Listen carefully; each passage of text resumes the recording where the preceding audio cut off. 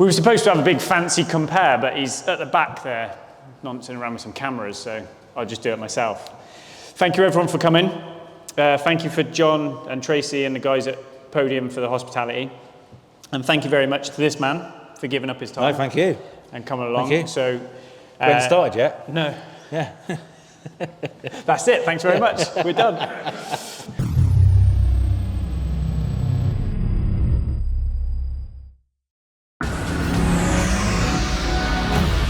Man who needs no introduction. I, on and off, know Al since, well, we were both in BSB paddock 15 odd years ago, and then sort of bounced around together at different points, haven't we? So something sort of where I've been enthusiastic about bikes on my channel, and we've mentioned your name in the past, everyone sort of jumped on board about, so it's always been something we've wanted to have a sit down and do something with, and you've always been cool with.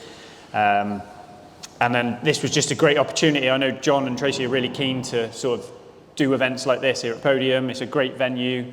I could chat all night about this place on its own. So what a great debut. Yeah. Debut, yeah. Yeah, I love that. And like you said the other day, I think, when was the last time I was on the podium? When was the last step? It's been a while. Mate. Top step. It's been a while. Yeah. Has it? Yeah. Saturday for me, if I'm honest. Club race? Oi!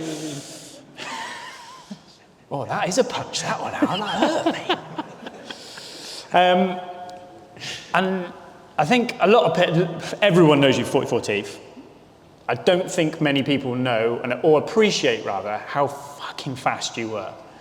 Was, yeah, exactly, yeah. No. Like you're still quick, but I mean, come on, don't puff your chest out a little bit. Nah, you don't get into that paddock being a muggle. Do you know what I mean? So let's go. No one really cares what you did when you were a kid, because probably involved falling down a lot and doing stupid shit like all of us. Yeah. But how did your racing career start? Because not even I know that, and I was going to go and do a load of research, and Dav was like, "No, let's wing it." So let's wing it, mate. Send it. What? So from road racing or from the beginning? Well, yeah. How'd you get into racing? My dad was. He started he was road racing until I was born. Okay. And my mum went, "No, mate, you're stopping racing now." So he stopped in 1981, because that's when I was born. And so at 3 years old, literally one of my first memories, and I'm not just saying this, but literally one of my first memories is seeing my mum open the back of her Escort estate and seeing this Pee-wee 50 in the back, and I was like, yeah, this is it. So rode a Pee-wee for a little bit, got into motocross, and then continued hurting myself every weekend for a long time. And then I think I just turned 19, and I dislocated my shoulder again for about the 5th time in a couple of years. And my sponsor at the time, Branson's down in Yeovil, were like, "Well, look, we'll put you on a Honda Hornet in the Hornet Cup." Yep. So I gave back my CR125. They gave me a Hornet, and I ended up winning the Hornet Cup in my first year. Right. Okay. So that was my first. I mean, I'd never done track days, never really got into road bikes that much until I started road racing. So what year was that? What year would have been a Hornet? 2004. Okay. Yeah. And that was with a club, or was that under like New Era? It was New Era Super Club. Yeah. So that was the first year. So you got all these. You had Dennis Hobbs, Dion Compton, John Kirkham. Yeah. All those racers who were. Well, John made it BSB, didn't he? Dion's. Yeah. So every this is the thing. So the 2004 was the first time it wasn't at BSB. Okay. So New Era was the club. New Era took it on as the championship, and then every winner of the Hornet Cup went on to BSB. Yeah. So that was like my thing. I had to go on and do it, and thankfully I did. Yeah. So so that was 04. 04. So 05 then you were super stock. Okay. Straight from 6 or 1,000. Yeah. Yeah, there was no stock 6 back was there. Not juniors? Okay. No, there was R6 Cup, stock 1,000, 125 and that. So yeah. Yeah, because about R6 Cup back then was hard as well, wasn't it? Yeah. It was like Cal Crutchlow, Yeah. Jenko. Yeah, I mean, there was Everyone went through that. Sykes. I mean, literally everyone went through the Arctics Cup. Yeah. Yeah. And who did you ride for in 05 then? In Fagan? Branson's again. It was Branson. Yeah. And what was that on? A Blade. Right. Okay. So I was racing GSXR thousands, the K5. Yeah. R1s, even the Kawasaki's, and then the Fireblades were just there was 2 other Fireblades, and they were the HM plant Fireblades. Okay. Yeah. And there was a reason for that. Yeah. Because they were shit. Is it that bad? Yeah. No slipper clutch, 20 horsepower down. They handled well, but that was about it.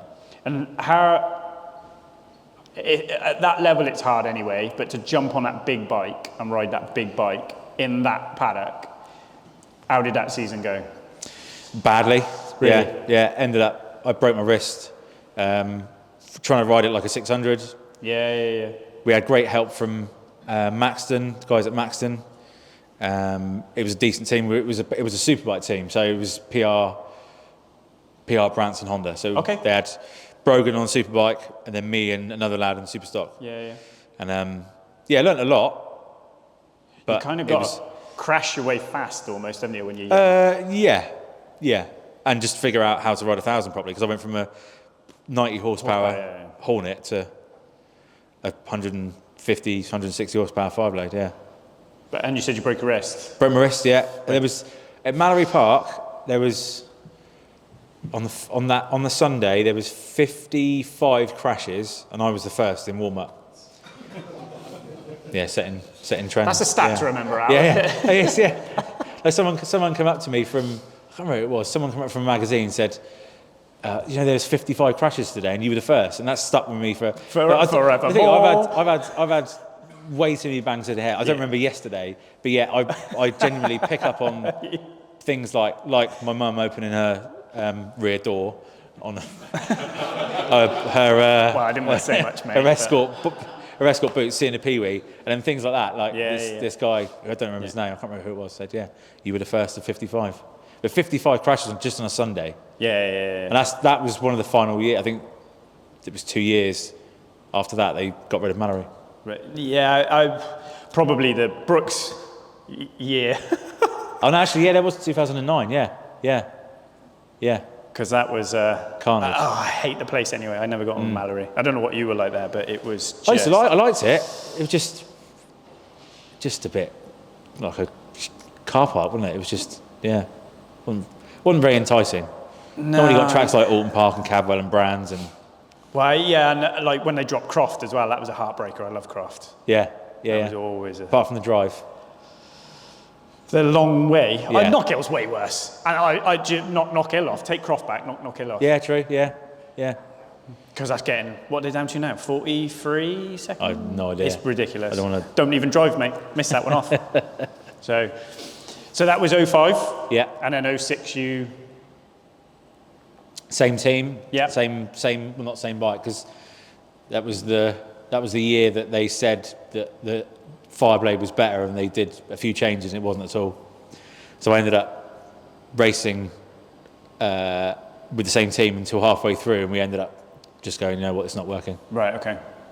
Because I wasn't getting the results I needed. And when you say you weren't getting results, where would you be? My best result was 12th. Okay. But it was constantly around sort of high teens. Just in the points kind of thing. Yeah. And you expected more from yourself when you knew the bike was shit? Yeah. Right. Yeah.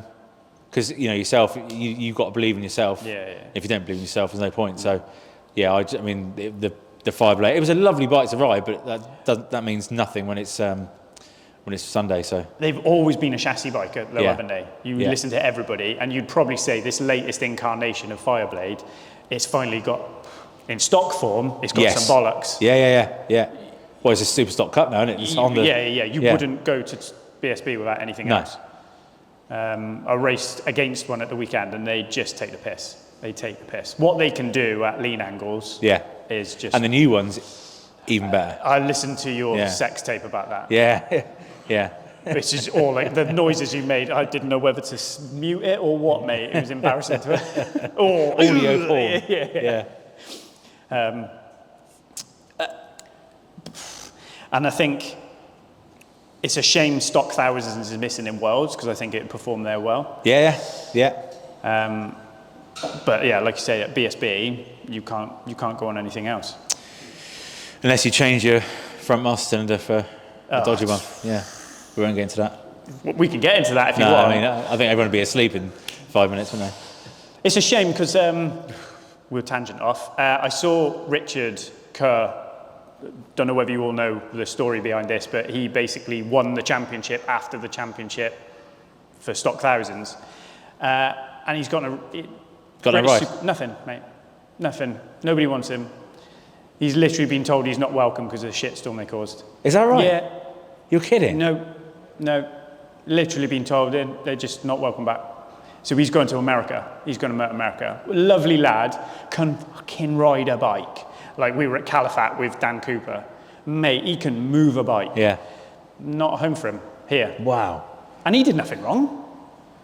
Do you know, no, he didn't cheat. No. Do you know what I mean? And I don't for a second believe Linfoot knew what was going on. He just rides a bike. Yeah. But yeah, I thought that was a bit of a joke. Ouch. They haven't, BSB at the minute have not put themselves in a nice place because they've cocked up all the 600 Supersport bikes.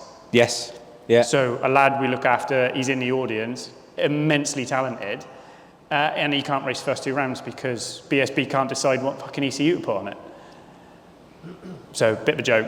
But don't get me started on a certain someone who runs BSB. Should we go back to 2006, mate? No, so yeah, I ended up doing 2006 and then finishing off, I was running out the back of James Cox's van. Yeah. Doing the last few rounds. Yeah. We borrowed a bike, again, a 5-blade through Branson's, and the dealer, I remained, the relationship with the dealer was fine. It was the team who were running it. The people who were running the team? Yeah.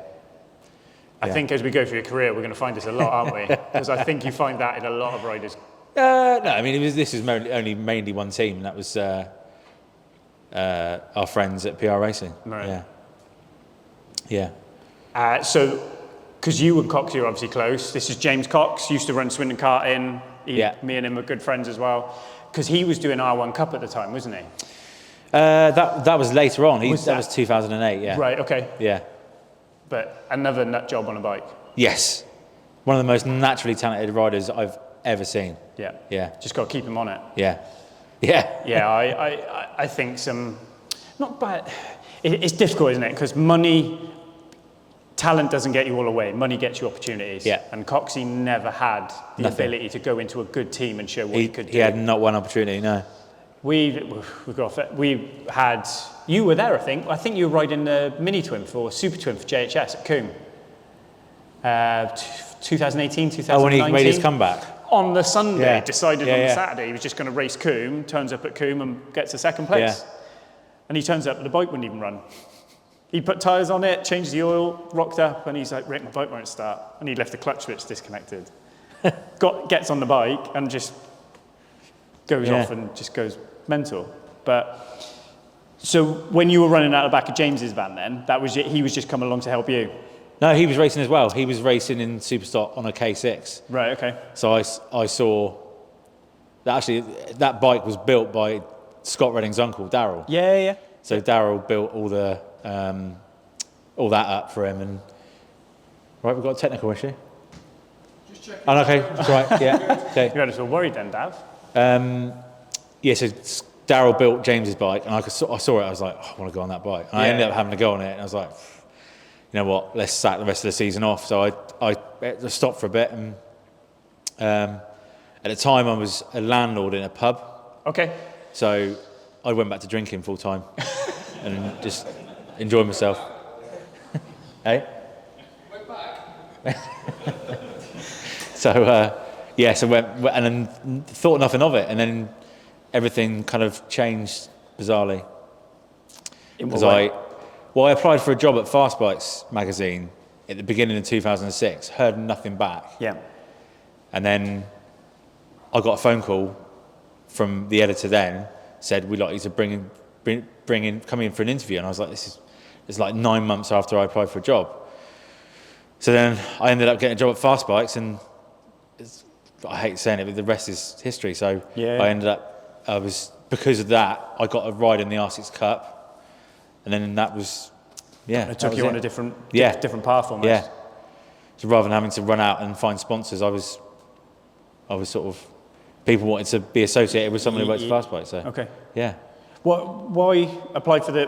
Were you always? Well, because I was literally drinking myself to death. Yeah. So it was let's go do something different, because it was, it was brilliant, and I'm still not fully recovered. Yeah, I was about to say, automotive, motorcycling magazines in the noughties, and a drinking problem.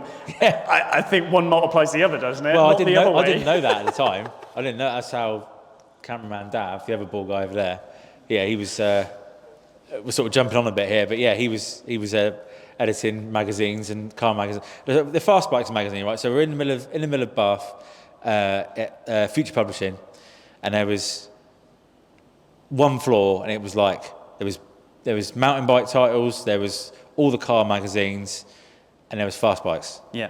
And then, so I went from running a pub and drinking every single day, apart from weekends when I was racing bikes, and then working at Fast Bikes and go every lunchtime, be out for drinks with all these lot, working on mountain bikes and cars and all sorts.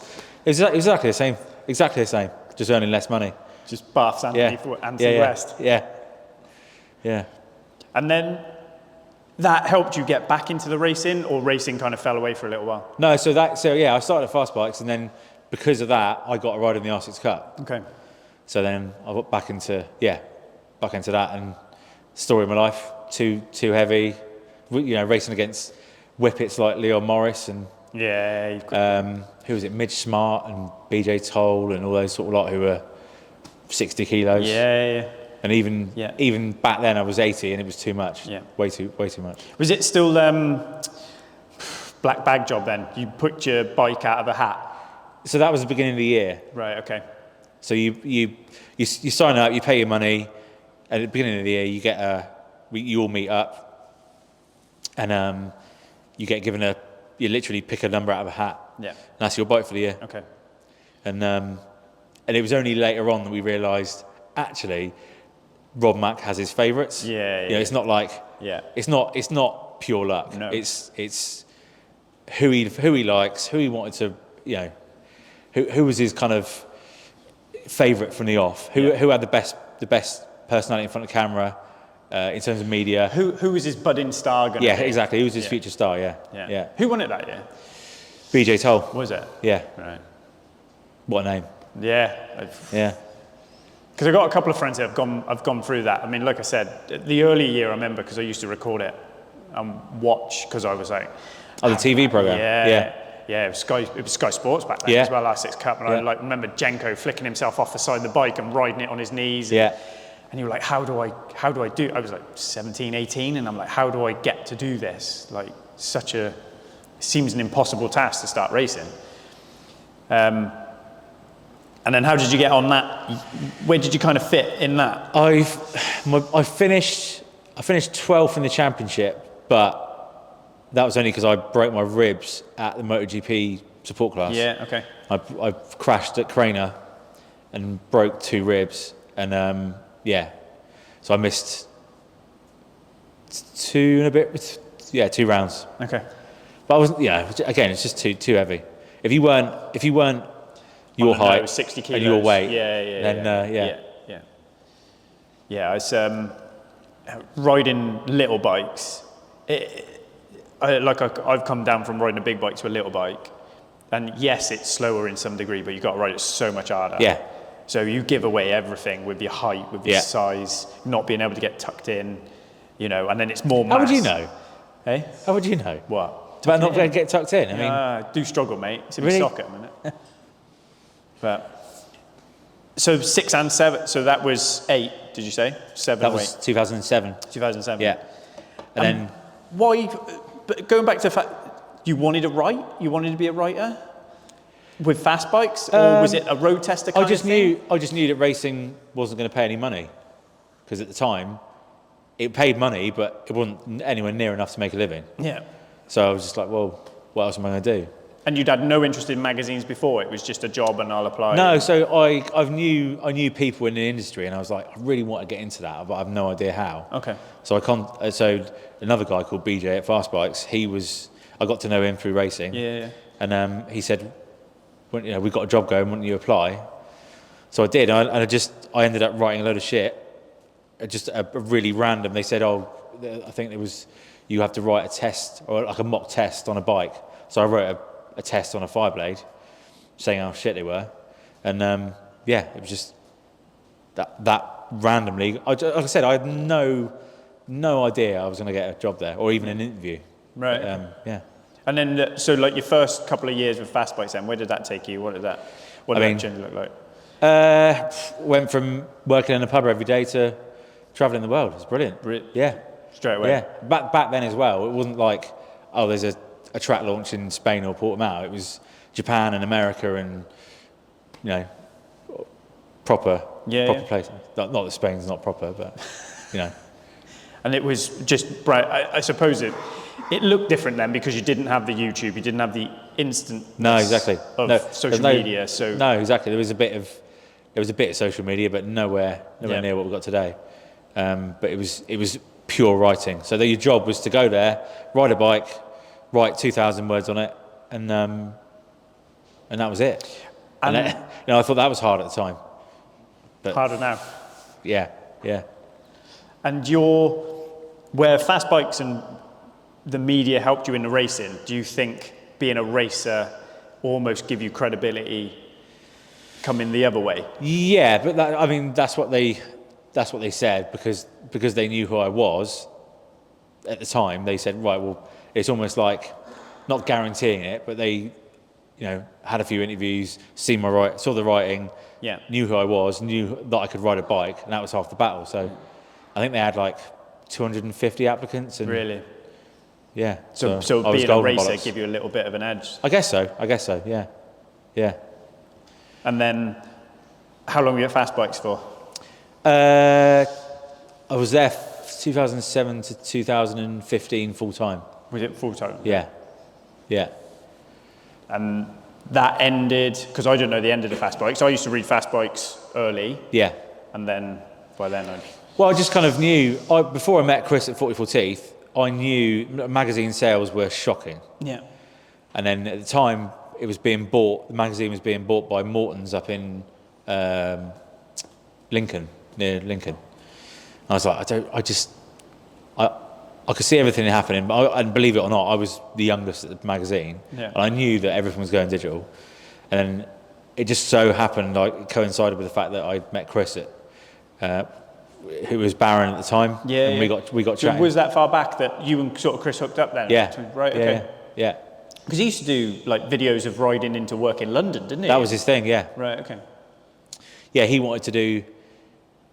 He was kind of looking for a bit more not mainstream, a bit more non sort of vloggy stuff. He wanted to do a bit more than just making sort of helmet cam vlogs, and we started talking. The reason we met at Fast Bikes. I did a feature on him, and he wanted to come on a test, our big Sports Bike of the Year test at Portimao. So we had all the 10 superbikes, the best test of all year. So we had 6,000s and then 4 600s, and we take the Portimao in vans, ride them around for 3 days. And Chris was like, "Oh, can I come?" I went, I can ask," and they said yes. So he came along. And that was it. That was kind of planted the seed.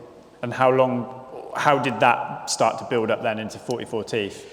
Or was it that turned you away from Fast Bikes? You kind of went, I'm going to go and do this. No, I wanted to do my own thing anyway. Okay. I was adamant I wanted to do my own thing. And I just didn't want to, I wanted to be in control of my own destiny. Yeah. Just like I said, the magazines weren't selling. I needed to do something different. And I was going to do something myself. We got chatting. He said, I can do this. I said, I can do this. And here we are today, 10 years later. Is it really 10 years now? Yeah. When you started, it was always going to be sort of YouTube and social media based, or did you were going to move it that way because you knew magazines were coming into decline? I mean, I wanted to do a website. That was my initial, like, right, let's concentrate on website. I had great ideas, had some sponsors, had some advertisers, and then Chris, which it pains me to say it, but he's always right. Yeah. And he said, let's concentrate on video. I went, okay.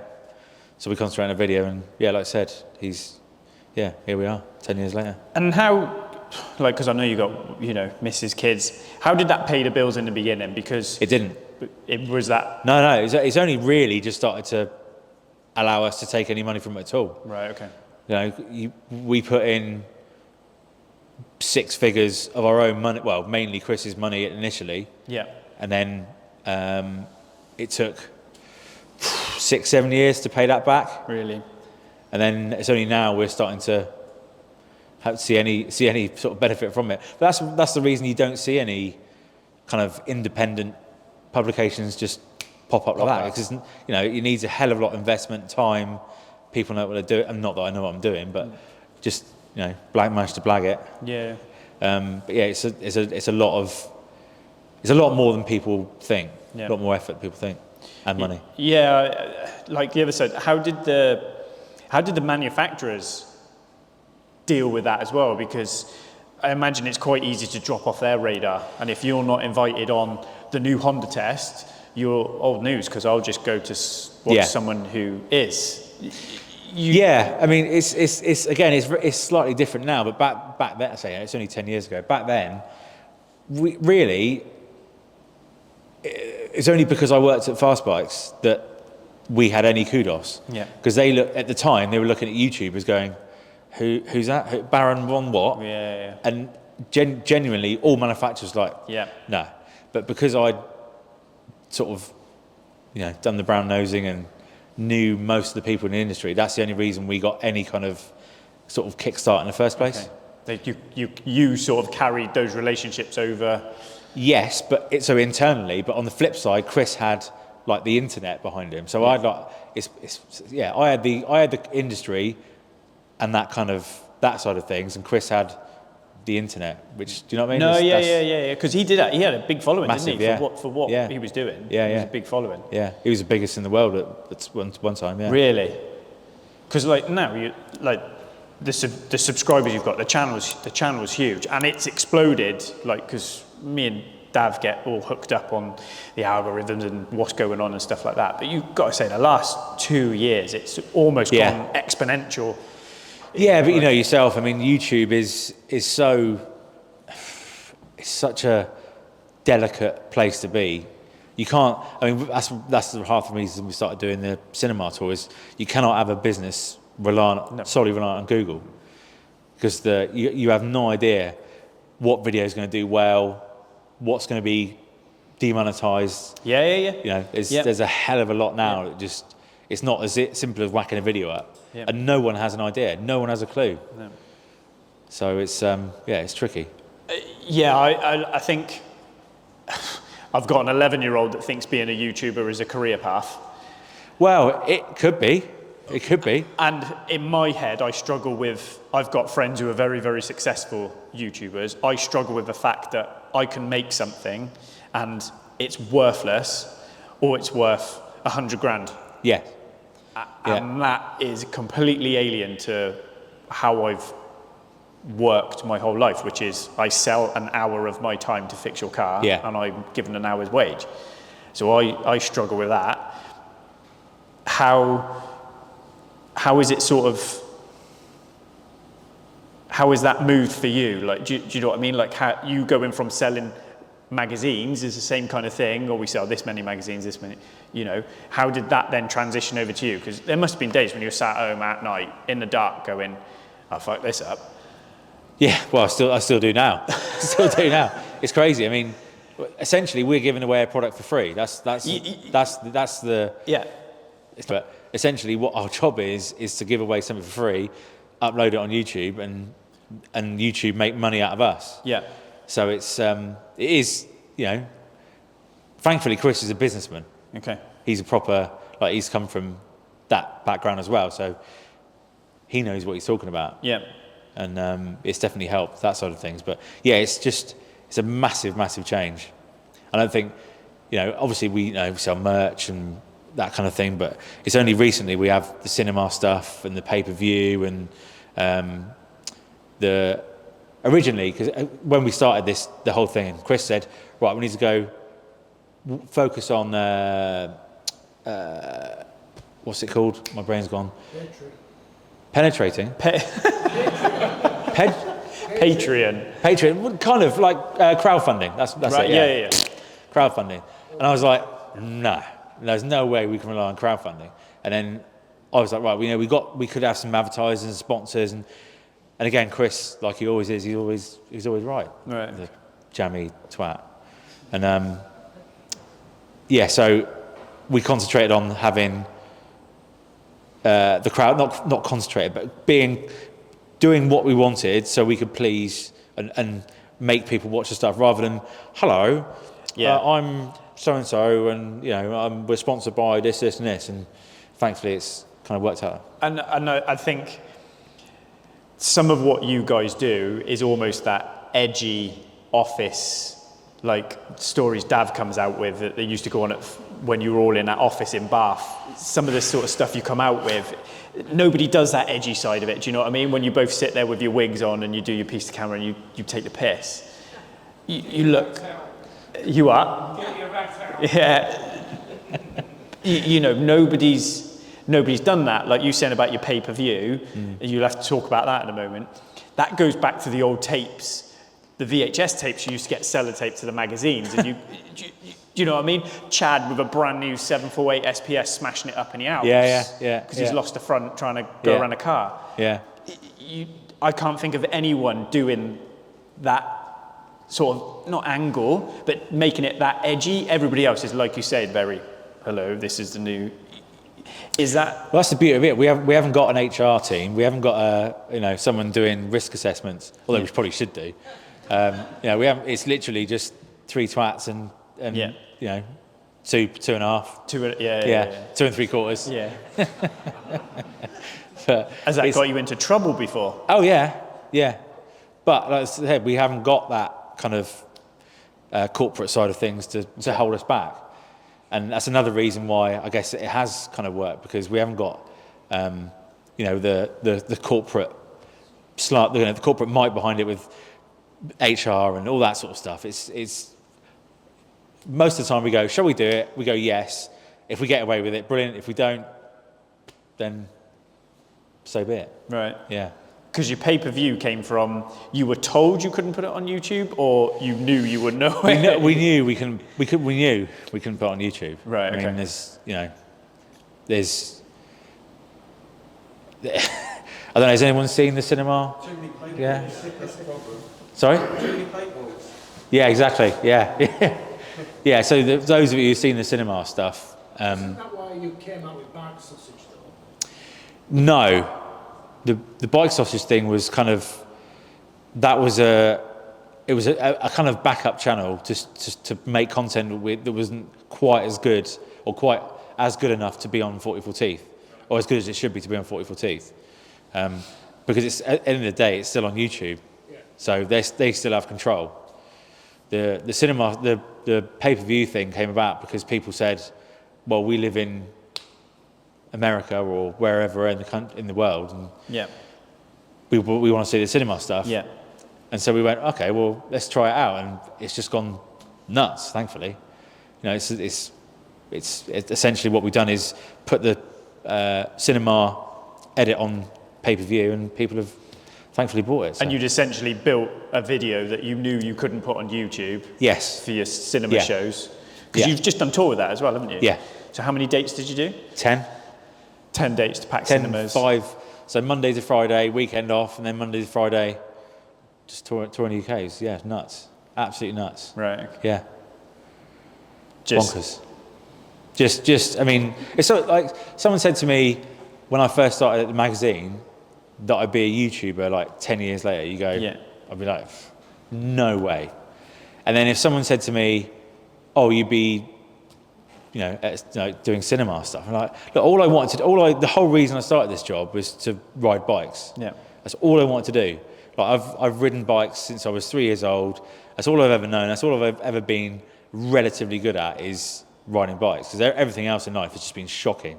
So thankfully I've managed to blag it. But yeah, if someone said to me you'd be doing a cinema tour back when I first started fast bikes, I would have laughed at them. I genuinely would have laughed at them. And that's the thing, kids these days, they'll have jobs, or my kids and your kids, they'll have jobs that we don't, they don't even exist yet. Yeah. And that's the crazy, that's the crazy thing.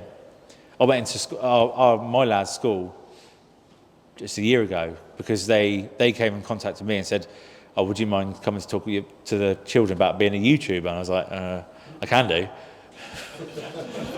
not sure what I can talk about, but I'll give it a go.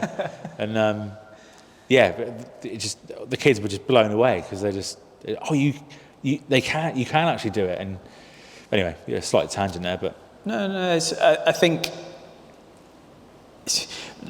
relearning its position is probably getting, for us, an 11-year-old looks at it and isn't thinking about being a YouTuber for the money.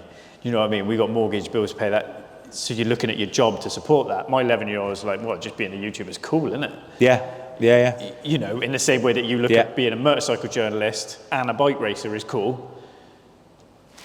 It's underset, because me and Dad have spoke about it a lot, and I do not know how you do it, because I've got a business that pays my bills, and all right, I, same as you, started from nothing, built it up.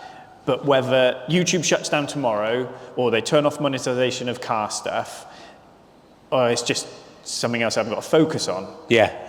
But if they turn around tomorrow and go, right, bikes don't fit the carbon footprint, any of that sort of nonsense, so we're just turning money off for those, like, that's a revenue, well, that's it, isn't it? Yeah. Because I know you want to put content out there for everyone to enjoy, but you knock that camera off and got to pay $3,500 for it. Where does that come from?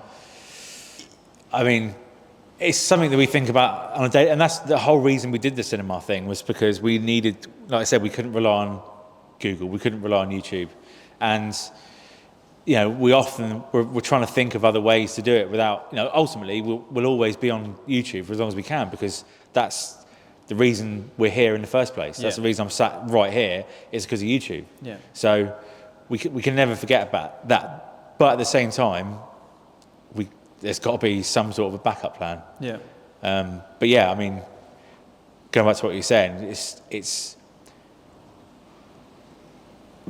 every day we're trying to think of new ways or other ways to monetize it, or like just I said, just some sort of backup plan, because sooner or later it's gonna, I mean, if we made a video now, if we put a video out that we put out 8 years ago, now it would be demonetized straight away. Boothie, so we got I don't know if some people know about this already, but we got a strike, which is essentially a proper slap on the wrist, an official, don't do that again, otherwise you're out cut type thing. Because Boothie was riding along on a launch in Spain, and he overtook a car, and it was broken white lines, nothing dangerous, but because there was a car like 100 meters away, or I don't know, it was the bot, it must be the YouTube bot, picked it up. They flagged it, demonetized it, and gave us a strike because it was deemed as dangerous. Right.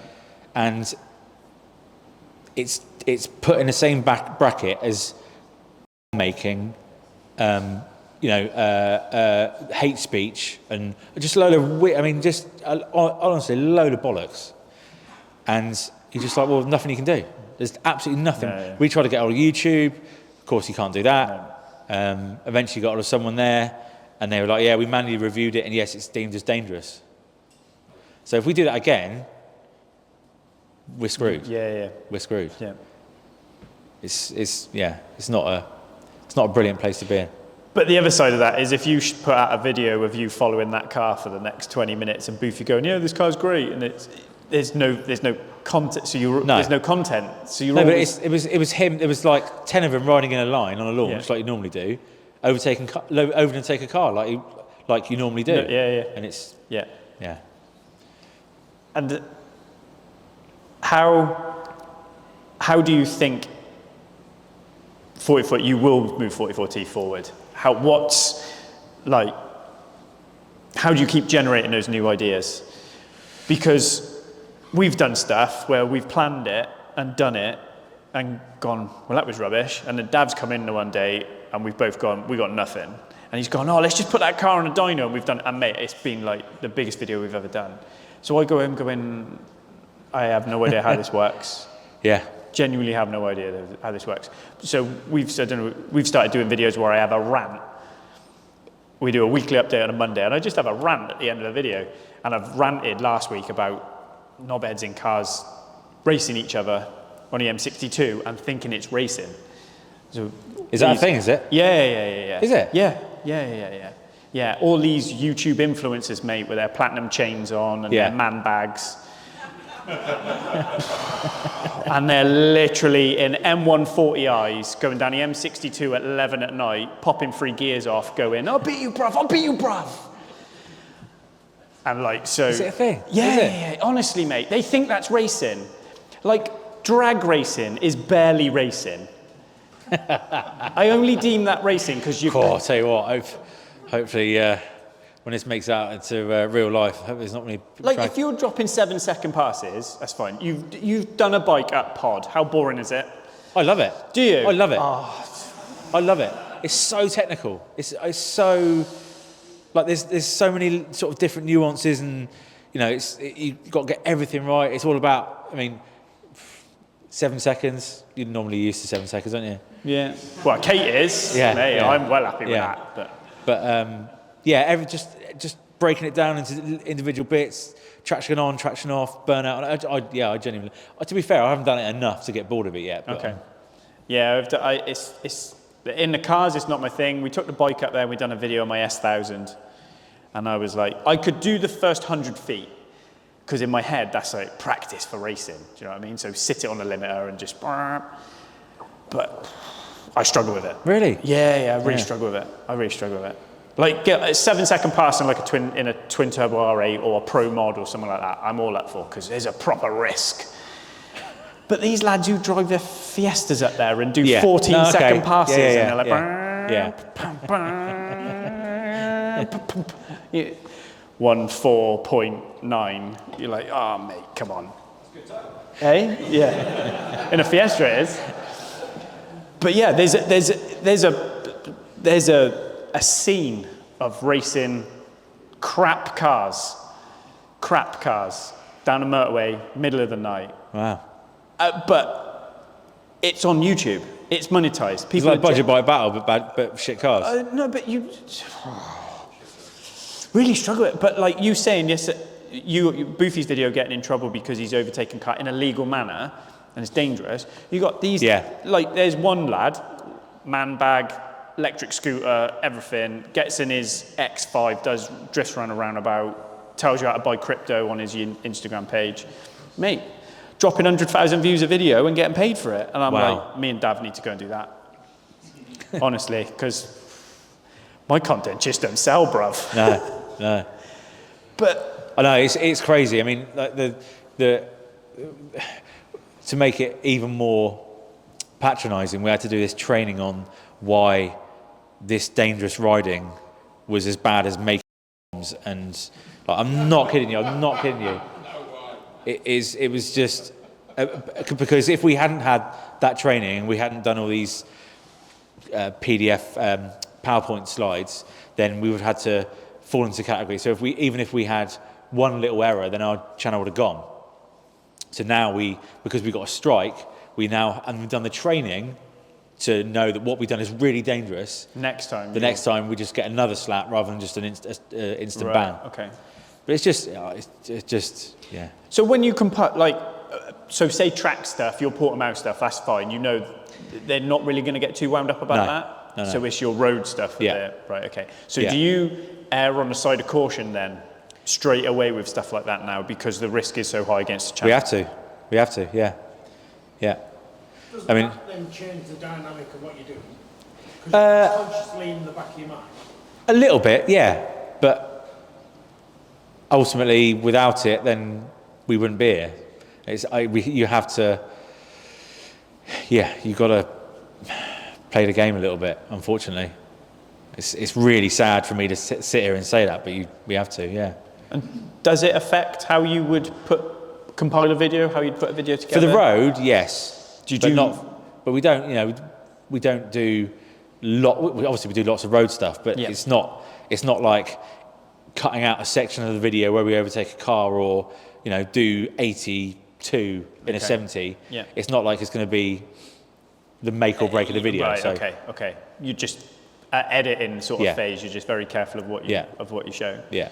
And how do you keep sort of generating the ideas? Do you wake up in the middle of the night and you're like, I know what we should do? Or yeah, I mean, it's like, thankfully Chris is like, I mean, he's not screwed up right. He's not wired up right, but he's really creative. Yeah. So we have these amazing ideas. We sit around and talk guff for, you know, a good few hours and we come up with the ideas, and thankfully it kind of seems to be paying off. But it's, you know, yourself running your own business is you lying in bed going, oh, what should I do? Let's do that. Oh, let's do that. And before you know it, it's like 2 o'clock in the morning, and then your brain wakes up at 6 o'clock in the morning. It's like, oh, okay, right, let's go again. And it's just the way it is. You have 10 ideas and you don't do any of them. Yeah, exactly. That's normally what I do. Yeah. And you say about the budget bike battles, but they're the ones that I enjoy the most. Yeah, they're the ones that everyone seems to enjoy the most. Yeah. But they're also the most edgy, and what we have got to be a little bit. Like I said, it goes back to what I'm saying. That's the whole reason we did the cinema thing, is because we wanted to make something that we were proud of and not suck too much corporate wang. Yeah. And you know, that's not censor it too much. Yeah. Almost. But they must also then cost you the most. Exactly. Yeah, I mean, Bratislava was. I mean, if you factored in days away plus the bikes, it's like easily 15, 20 grand. And the bar bill. Exactly. Yeah. So, and the girls. Yeah. Yeah, exactly. Yeah, it's at least 20. It's at least 20 grand. Yeah. You can bounce back from the girls there, right? Hey. You can bounce back from the girls. And just a purely business question then. You go, right, 20 bags dropped on making that video and then selling it on pay-per-view, because the cinema thing, running that isn't free, is it? You've had to hire all those venues, so you could almost add additional cost on that as well. Oh yeah, for just the trip itself before the cinema stuff. Yeah. Yeah, I mean, it's probably 15, 20 plus the girls, yeah. Right. And they were 1,800 quid each, so. Jesus Christ, really? Yeah. And they were like seconds, not seconds. They were like they had defects. Right, okay, Yeah. so they were, just in case Discount, everybody doesn't know what he's on about, they're prosthetic girls? Plastic fake girls? Yeah. Just, Yeah. you didn't have 1,800 quid for hookers each? I think it might have been. Yeah. Sort of defects did that. Missing limbs. I am not getting in this because Kate will watch his back, so I am tapping out right now. Discount as like a tax expense. Is it like similar with like more mileage on the defects that you can get a cheaper price? I mean, Asking your friend. Did not think it would go here. neither did I. No, we're here. So, Honest, mate. honestly, like so. but originally, Boothie, we were because it was his stag do. We were going to give him. They didn't have any blokes' bodies, but they had a bloke's head. So we were going to give Boothie the sort of the most. The strongest woman with a bloke's head, but we couldn't do it. We just couldn't do it. So we ended up having what was her name? Tuppence. Yeah. So so Tuppence's head literally looks like she had a massive facial surgery, and then mine had like someone had just clawed its way down the armpit, and then Chris's, I don't know, I honestly don't know what happened. Maybe he said he had a defect, but he didn't. He just he said, yeah, absolutely, yeah, head falling off, yeah. At least you won't answer that. Ooh, controversial. Told you, mate. I'm out. I'm back in when someone tells me it's safe. As you were, yeah. Go on, sorry, mate. Anyway, that took a tangent because I was going to ask a business question. So you've obviously had them expenses to put that video together and then do your tour, and then you go, right, okay, honest answer then. So as a pay per view, covered everything. With the cinema stuff, yes. Like, I mean, we've done all right out of it. It's not, you know, it's not, you know, the cinemas, depending on the cinema, is anything between a sort of $1.5 grand, $3 grand for cinema, and then, you know, the bar bills and everything else, and the food bills. So no, we've done all right. We've done better this year. We made a massive loss last year. Right. Yeah. But so now you go, okay, business has to run on concurrent years. You go, so what? Averaged out, you're all right. Do you know what I mean? Yeah. So now there's got to be a massive part of you that has loved doing that. It's been brilliant. Literally loved every bit of it. Every bit of it. The interaction, like nights like these, it's not just me sitting behind my computer screen for a few days on end and then going out and riding bikes and doing the same thing. It's just getting out and meeting people, and it's like the next thing on from making videos. So because I think every business owner goes through it at some point where you go, this isn't going to make me a millionaire. You kind of go through that bit where you start out at the beginning and you go, right, I'm going to take over the world, I'm going to have this, I'm going to do that, I'm going to have cash in the bank, and all that. And then you realise actually the dream is doing what you love, right? Exactly. And I've literally come from nothing, and then having, as long as I can pay the mortgage and my family to be happy, like I don't care. Yeah. And this is the only kind of slight difference me and Chris have, because Chris likes really expensive things, and I'm just like, well, there's a McDonald's there, mate. Yeah. You know, that's the only real clash we have, really, is on how we do things, how we monetize things slightly, and but yes, it's like I said, as long as I can pay the mortgage, take the boys racing at the weekend, and because that's really bad business, really bad for business. But it's a good life, right? Because I see more, like, follow you, watch your channel, follow your Instagram, follow 44teeth, and I probably see more passion when you post about, like you posted a picture yesterday, stood behind your lad on a start gate. Yeah. I probably see, do you know what I mean? It affords you that ability to go, Sunday, mate, we're going racing. Yeah. And I think going back to when you started racing, and one of your most vivid memories is a peewee in the back of the car. Yeah. I remember. Good point. Yeah. I remember my first bike, gold QR50. Oh, did you have a QR? Yeah. You posh twat. I know, Honda, mate. Yeah. Yeah. But it sticks. I remember the first time I crashed it. I remember what helmet I had. I remember and I think that's bikes. Cars, my business, and cars all right. But if cars pay the bills. Yeah. Oh, bikes. Mate. Yeah. I don't know what they do, but it's more of an emotional thing, isn't it? Yeah, completely. And my boys never took it.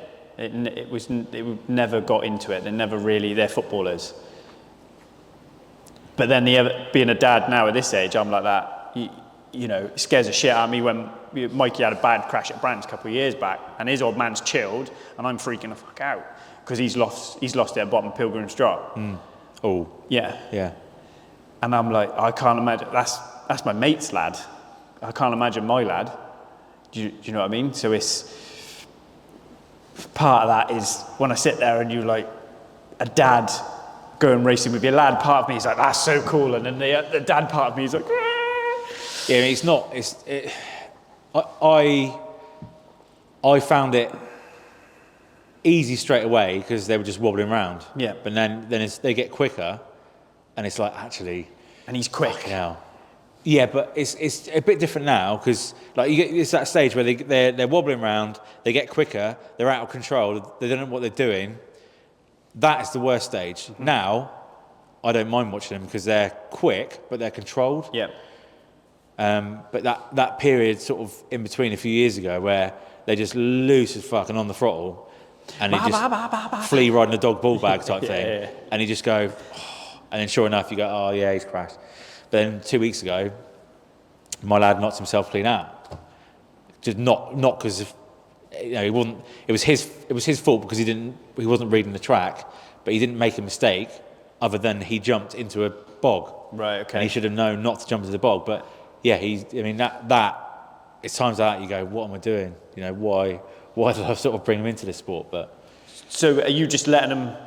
If you want to race, mate, we'll race. Yeah, 100%. There's no pressure at all from my end at all. And you'd rather them stay in motocross, or you'd rather them move over to do whatever they want to do? Right. Okay. But I mean, there's obviously the caveat that motocross is, 40 quid a weekend. Yeah. Road racing is $4,000 a weekend. Well, so. yeah. You want a top Supersport 1000 ride now, or Super Sport or Superstock 1000 ride now? It's 75, 100 grand. Yeah. Whether you're good or not. Yeah.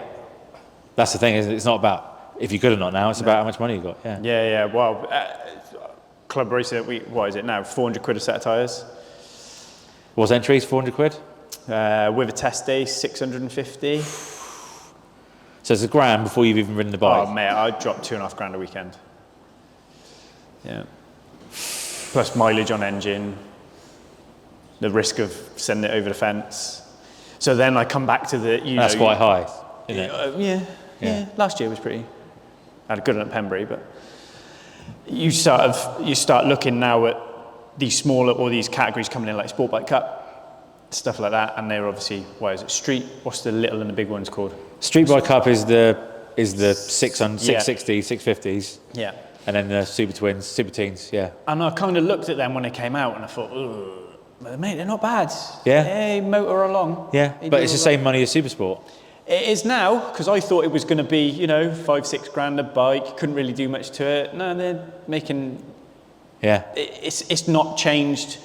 If we're trying to make racing more affordable, it hasn't changed that. No, nothing, no. Now I would sort of say... That's because of the bloke in charge, not because of anything else. Yeah. Yeah. My bike is Casey O'Gorman's bike from last year. It's a sister bike, so it was DJ's bike from a TT, and then Casey had James's, or one or the other, and Casey rode James's at Donny. Completely illegal in BSB now. Yeah. Completely illegal. Because the rules changed end of the year. Same like Stock 600 disappeared, 3 rounds to go? So all of a sudden, people have had to go out and find 75 grand to stay on the grid next year. It's honestly 16, 17, 18-year-old lads, mate. It's so wrong. 75 bags. If we were kind of, if this, and I know it's a really shit sort of comparison, but most sports, if we were kind of, for instance, football, we'd be like, money gets you nowhere. It's only in this country where it seems to be. Well, it's funny because I was driving down and I thought about this exact point because I kind of wanted to talk about this topic. Pedro Acosta yesterday, do you watch GP? Do you watch GP? I don't know whether you guys watched it. 19 years old. Yeah. 19. He was world champion by 16. And what have we got 16-year-old lads in this country riding? ZXR 400s. Or 40-year-olds. Yeah. So that's why, because I put Mikey's dad, we did a video on aero in MotoGP, and a load of people said, oh yeah, you've got it wrong. Brit lads going through to MotoGP, blah, blah, blah, blah, blah. We haven't, not anymore. No. Not anymore. I think I can probably think of 3 names that might get into the GP paddock, or at least like the Spanish paddock. Yep. The junior GP paddock. Yeah. Yeah. Well, look at Roy Skinner, Moto2 last year. Yeah. £250,000 he needed to stay in that paddock. Yeah. And him and his dad run a bike shop in Scotland. So now you're relying on sponsors, right?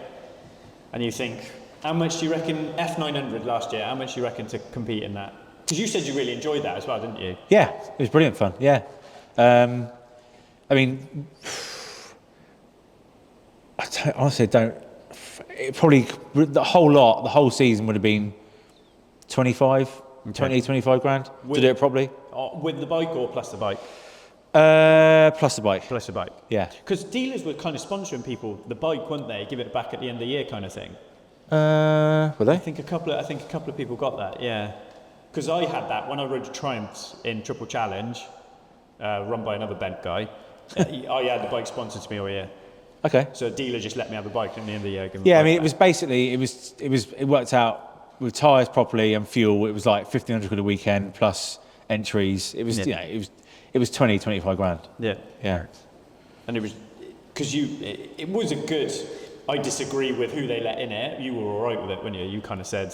Well, Cooper. Yeah. No, I mean it's a British Championship sport class. It's they should have the best. If it was at a club race, then sure, fair enough. But it's a British Superbike sport class, so why not have the best? And if you had the chance to win 1,500 quid a weekend, you do the same. Yeah. So yeah. you know, Cooper last year, he won a 25 grand bike. Yep. And came away with 15 grand in prize money. So he was one of the biggest earners in BSB last year. And he was riding an F90. yeah. And that is how fucked this whole situation is. Yeah. Yeah, it's well, there's no prize money, is there? At all, apart from that class. I struggle with it. Well, I would probably go 50-50 on my two biggest gripes of it. One, there's lads in that class who he's by far and away too good to be in it. Do you know what I mean? He's an absolute like what he was top 4 in Supersport. I get why he was in it. My other biggest gripe is the qualifying time is ridiculous. Yeah. Some of those boys. Yeah, it was dangerous. Yeah. Yeah. Yeah, but the weird thing was because of the way you had qualifying, but then the qualifying set the heat races, and then the heat race times were different to the qualifying 107% or whatever it was. So it was it was a little bit. But I struggle with that because friend of mine Josh done Josh Daly tri options here, and it would be we were getting to a point where lap 3 he'd be into back markers. Yeah. But again, there was almost points where the same with him, he was too good to be in it, but there was nowhere for him to be because he didn't have the 75 grand to go and get himself another ride. But do you plan it again this year? Same again? I don't know. I'm not sure what I can say and what I can't say. Oh, secret contract? Well, no, because Boothie's done himself a mischief. Right. So he can't ride the bike. Not at all, Mike. No, it's all right. No, he's way worse than that. He can't commit to riding the whole season. Let's just say so. I can't do the whole season. Chris hasn't got his license still, so I'm at the moment we've got the bike, and I'll probably end up doing 3 or 4 rounds, but not doing the whole season. No, okay. And I've got we've been given the opportunity to ride a Triumph Daytona 660 in a Sport Bike Cup. Ah, cool. Yeah. Race. Yeah. Like a wild card. Oh, just a one wild card race. Yeah. Right, okay. Do you know which round that is yet? Or? Have a guess. Oldham. Truxton. Oh, really? Yeah. If you swap the clutch over, I'll tap in. Yeah, no. So we'll be at Truxton on that. Right. Okay. Yeah. Okay. All right, mate. I'm going to let you have another beer. We'll have a little break, and everyone have 10 minutes, a comfort break, and we'll catch you all in a minute. Thanks, babe. Thank you. Comfort break? Yes, very comfort. Nice. Got another beer? No. Same one. Same one. Sounds like a lie, but we'll go with that. Yeah, same one. Hans brought up a good point, chatting in a break. Thanks, mate. The reach and the size you are now, how do you put a commercial value on 44 Teeth? As a business now, you must be able to offer me something as a to sponsor you. or do you see what I mean? Like as an advertising platform, that must be an outlet now on that side. To a point, but there's a couple of issues. One, I could not sell a bottle of vodka to a pisshead. Right. I'm the worst seller, even though I used to sell second-hand cars and new pints. Honestly, I could not sell New pints. New fresh pints, brand new pints. Yeah. Yeah. No, yeah. That's one of the biggest issues I've got. Thankfully, Chris, as I said, he kind of takes that on. Right. But we don't. Most of the stuff we could have the opportunity to be a complete sellout or sellouts and make more money, but it just wouldn't work just because of what we do. Yeah. And it sounds really cheesy, but it's just just the way it is. But we have really good sponsors. We have Bridgestone, RST, RI. Yeah. We've got some really good sponsors that pay us some money because we are who we are and we do what we do. And there's no like, you must do this, you must do that. Whereas just some other sponsors approached us and said, well, we'd like you to give you this amount of money, but we want this, this, and this. We're like, well, we can't do it. Right. Okay. We'd rather just manage expectations, carry on doing what we're doing, and just it's a bit of it's a fine balance between selling out, but we're not going to sell out. I know what you mean. I kind of want to roll back a little bit because we kind of jumped to 44teeth and we didn't really carry on a racing bit because there's a few fits. What year did you beat Tommy Bridewell at Coombe?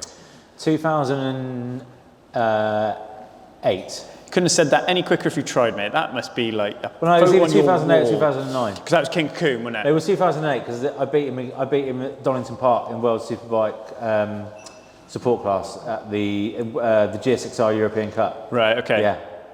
Yeah. What were you riding that year? Because that was the year you were in Supersport. You were in Supersport, were you? Right. Okay. Yeah, that was the kind of first year. It was weird. That was like the first year I went, fucking hell, I can ride a bike. Okay. Like genuinely thought, actually, I could do this.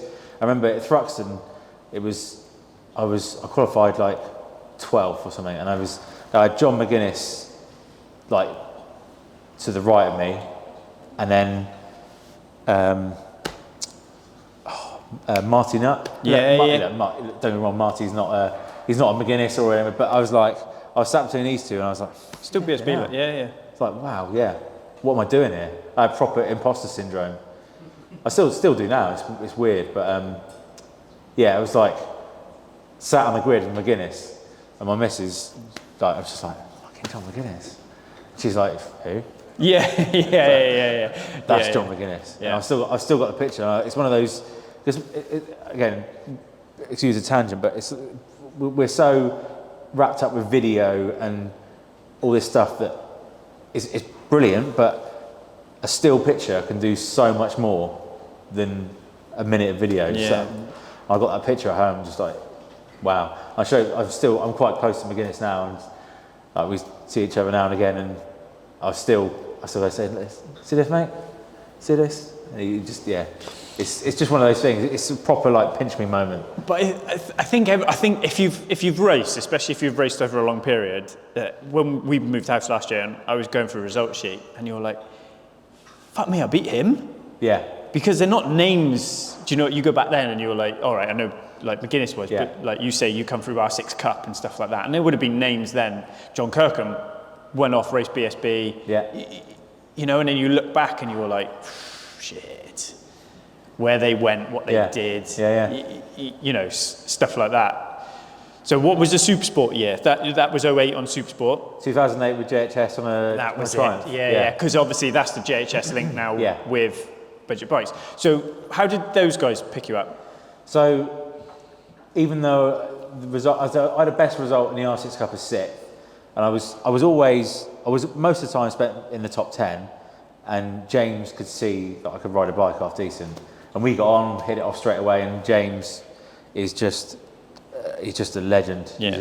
If I was to put a monetary value on what I owed him, it would be well over £500,000. Really? Yeah, just in terms of what he put into my racing, and I'll never ever forget that. Yeah. But yeah, so he offered me the opportunity to race Super Sport in '08, and we did all right. I mean, yeah, just lots of point scoring rides, a couple of top tens. And that was hard then, because Yeah. that was the might of electronics as well, wasn't it, in Super Sport? Yes. You know, you had factory HM plants, yeah. factory Triumphs. Centurion Honda. Yeah. You know, you're moving into now almost, because not long after that you've got Sam Lowe's on the GNS Honda, which is full traction control, everything. Yeah, I mean, there was Brogan, Glenn Richards, Coops. Hutchinson, Cooper. Coops. I mean, it was just a a back when who's- Super Sport. Mate. Because now Super Sport, I mean, look, obviously there's some great riders on there, but for the past, for the past sort of 10 years, the grid has been nowhere near what. I mean, look, it's the same for every grid. I get that, but. You'd almost say Stock Thou overtook Super Sport in that Yes, 1 exactly. second was first to 18th. Yeah. You know, Stock Thou now is probably the most brutal class anywhere in the world behind Motor 3, I Yes, think. I agree, yeah. I think you have really got to be something special to be in the points in Stock Thou. Yeah. And they're all fucking nuts. Yeah. But do you ever do Stock Thous? I did for those two, so 05, 06, and then I did in 2011. Right, okay, so you went back to it as well. Yeah, so I had a year and a bit off after I smashed myself up on a superbike, Yeah. and went back to Superstock, and just ended up riding a bike that I didn't. Yeah, I just wasn't comfortable with it. I think I had the best result of 12th, but it was just didn't enjoy it. What was it? It's an X10. What was that? So the first, It was the old. It was the second. No, it was the first year of the new model, Right, 2011. okay. Yeah. So as the sort of newer shape. Yeah. Would you struggle with it? What was the? Holding on to it because I completely wrecked my shoulder. Like I'm not quite to the same level of this man over here, but yeah, I've struggled with nerve damage, and I've only got the top half of my humerus which goes into the socket, so that's why I've dislocated it like nine times since I first started dislocating 16 when I was 16 years old. So just holding on to the bloody Superstock bike was hard enough. Yeah. And I had a year and a half off a bike, went straight back to Superstock and thought I could ride a bike. And not going to work. No. And that was, so what was that, 11 and 12? Just 11. Just 11. Yeah. So 09 was your superbike year then? Yes. So you had 10 off, and then, because I was in the paddock in 9, and I was like, oh my God, like, sort of fangirl bit. But you're a superbike rider, do you know what I mean? I was coming through, I was back at Supersport grid, so it was like, you BSB lads were... Heroes. You sort of get all put in the same kind of thing. It's weird. Like you said about McGuinness. Yeah. You know, and you just do, don't you? You come up aspiring to be. Yeah. You know, I went in my room going, I want to be Al Fagan, but you sat there and you're like, you've seen you step up, and you're trying to get there as well. So anyone could do it now. Bloody hell, look at him. Mate. Yeah. No, it was. So I got in at the end of 2008 when I did a half decent job in Supersport.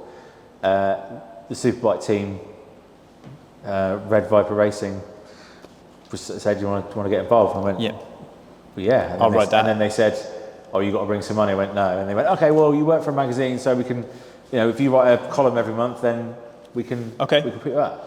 And then, works for a superbike ride. Does that work now? I'll have some of that. Yeah, exactly. Yeah. So. But I think that wasn't a nice bike, was it? Because that thing bit you hard on a number of occasions. That was the worst bike I've ever ridden, without a doubt. Yeah. Really? Worst race bike. Yeah. It was basically an HM plant Honda. So the same guy, Chris Mayhew, did all the engines. So we had 220 horsepower, and that in 2009 was a hell of a lot. But when you add that amount of power and didn't have Morelli electronics, like the Camia. factory team. Yep. Yeah. Then it was a recipe for disaster. I just ended up crashing my brains out. You literally touched the throttle and it went 220 horsepower. And I knocked myself out in Cartagena in testing. I high-sided, you know the left kink, the last left. Yeah. So the penultimate left before the last left at Cartagena. Yeah. So Down the hill, back down the hill. Back down the hill, yeah, left kink. I high-sided there, flat in fifth, 150 mile an hour. And that, like, for anyone who hasn't been a Cartagena, it's hard to high side in a fast transition corner, isn't it? Yeah. Yeah. Do you know what I mean? High sides predominantly are off slow transition, wide throttle opening. So to be doing 100 odd mile an hour, fifth gear, open a throttle, and for it to go there, that's a big get off. Yeah. Yeah, that was the worst crash I've ever had without hurting myself. But I actually, I knocked myself out and I didn't feel good at all for months. Yeah. And the worst crash, you got away, walked up and got away. Yeah. So that it didn't start well at all, and that was in Spain in March, and then it just, we did all right, managed to ride around some issues and got some decent results, but then it just started gradually going downhill, just because everyone else got quicker and I was sort of stagnating. But I was overriding the bike, and it ended up hurting big time. Yeah. The team just weren't in a place where they could give you what you needed. Didn't have the expertise. I'm still in contact, and there's a lot of great members of that team. But there was one of the crew chiefs. Well, one of the sort of main guys there was. It turned out he was an alcoholic, and he was drinking at 10 o'clock in the morning for race weekends. I didn't know this until after I finished. Yeah. But there was lots of issues within that team.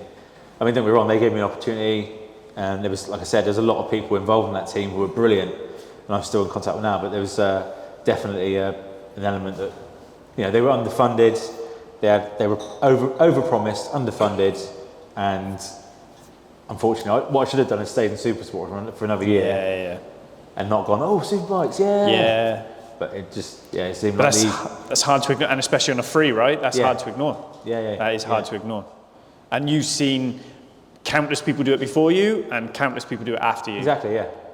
Yeah, and like I said, yourself, if you don't believe in yourself, then there's no point doing it. No. And I honestly thought, because I had a test on a superbike at the end of that year, and I did all right, and I wasn't lighting the world apart, but it did all right, and I thought I could do it, and turns out I couldn't.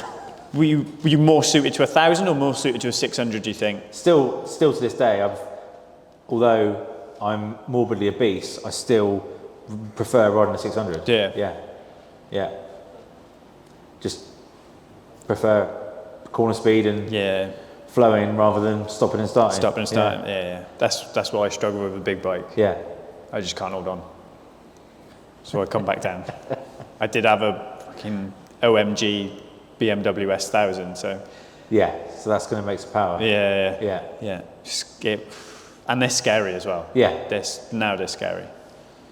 But. The thing is, it's weird because the proper, I've been really lucky enough to ride some amazing bikes in what I do, and the superbikes that the really good superbikes that I've ridden, like the factory superbikes. Yeah, I knew where you're going with this. They're not like the bikes that me and you raced. No. They're pussycats. They're really nice. Yeah. They're really easy to ride.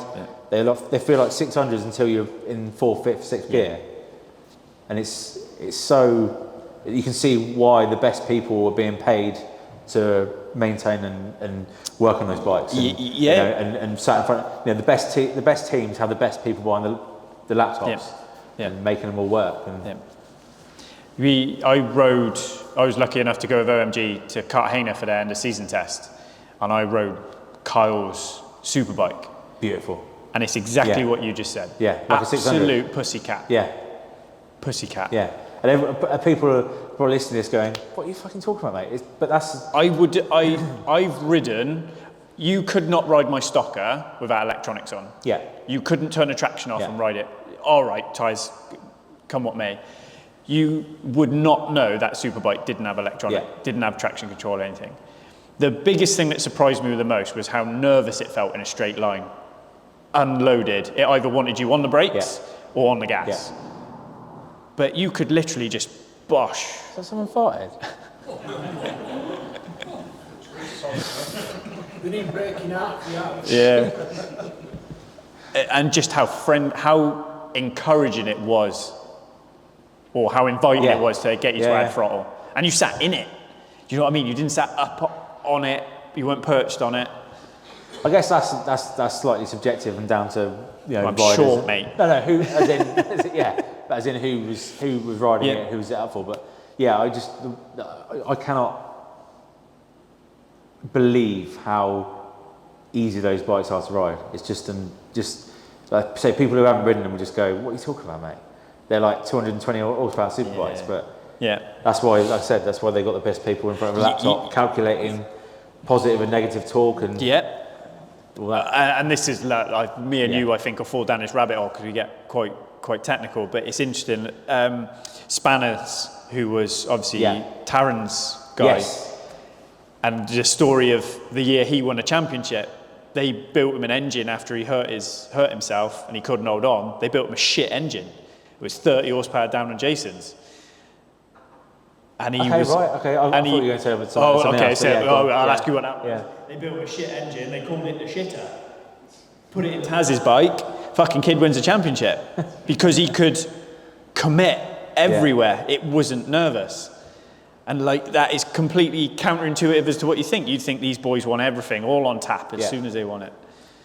But now I'm interested in what you're going to say. No, I was going to say, so Spanner was at the time, the first proper British superbike I rode was Michael Laverty's McCann's bike in like 2016, 17. Okay. And Spanner was the crew chief for that bike. Yeah. And he said, we haven't turned it down, just go out and ride it, see what you think. And I got on it, I was like, what the hell, are you sure this is right? You turn it down? Because honestly, I was going around out of a corner going like that, and it was beautiful, so nice to ride. So that would have been like the first R1 then, 2CR. Yeah. So what's the best, you've ridden a lot of bikes. What is the bike that just knocked your head back and went, oh my God? Tom Sykes's, Johnny Ray's superbike, like the first year he won a superbike championship in 14. Yeah. And you rode his world superbike. Yeah. And I rode it at Aragon. That's the first time I did 200 mile an hour. So at GPS as well, down the back, straight Aragon. It was just the most ridiculous, everyone sort of, especially Chris, uses this phrase, uncrashable. That thing was uncrashable. It was so nice. Split throttle bodies, 2, 3, 4 cylinders, and just even for me being 15, 20 kilos heavier than Johnny at the time, honestly, I could have raced it the next day. Yeah. What bike was it? ZX10? ZX10. Yeah. Yeah, it's I think as well, especially as technology and the bikes move on. We went to Califat, we were out there with Dan Cooper, and he rode my bike, and he did 6 laps.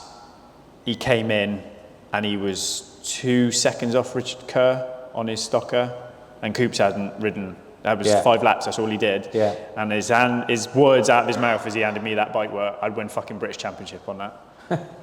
Like, do you know what I mean? When you get something in your hands where you know it's good, I just felt like shit because I was rubbish on it, and it's my own bike, do you know what I mean?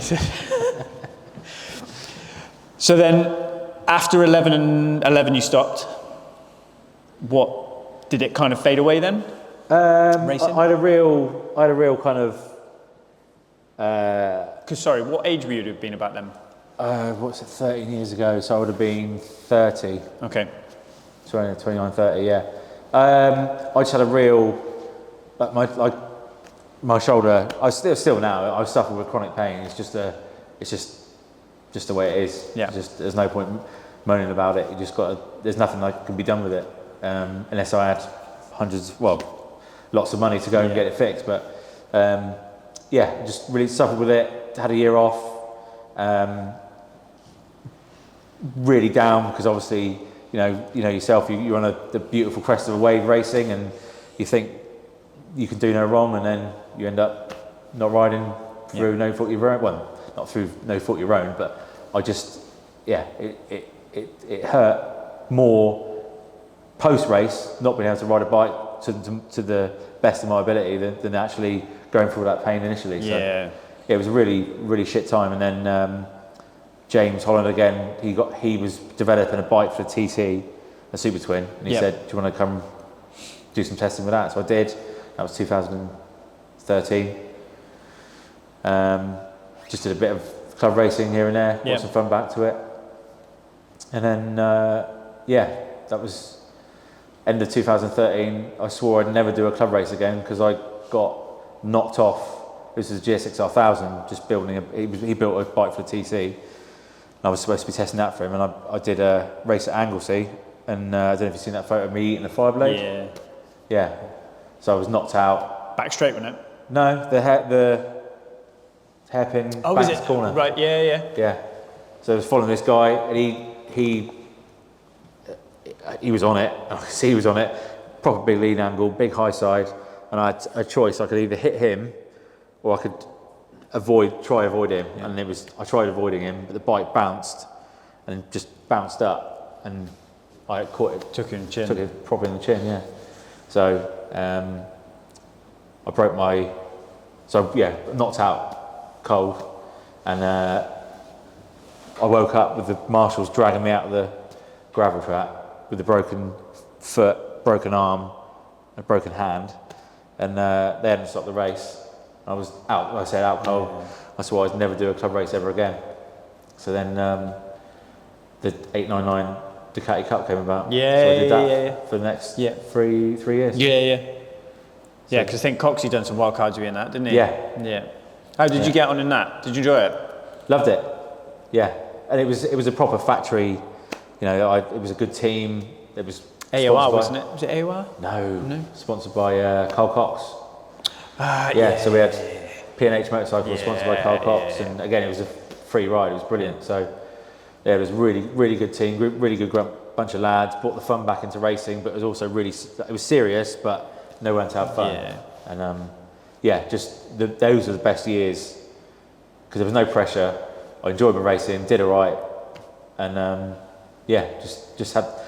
we all started riding bikes to have fun. That's regardless of what everyone says, that's why we started riding bikes. So if you're having fun, then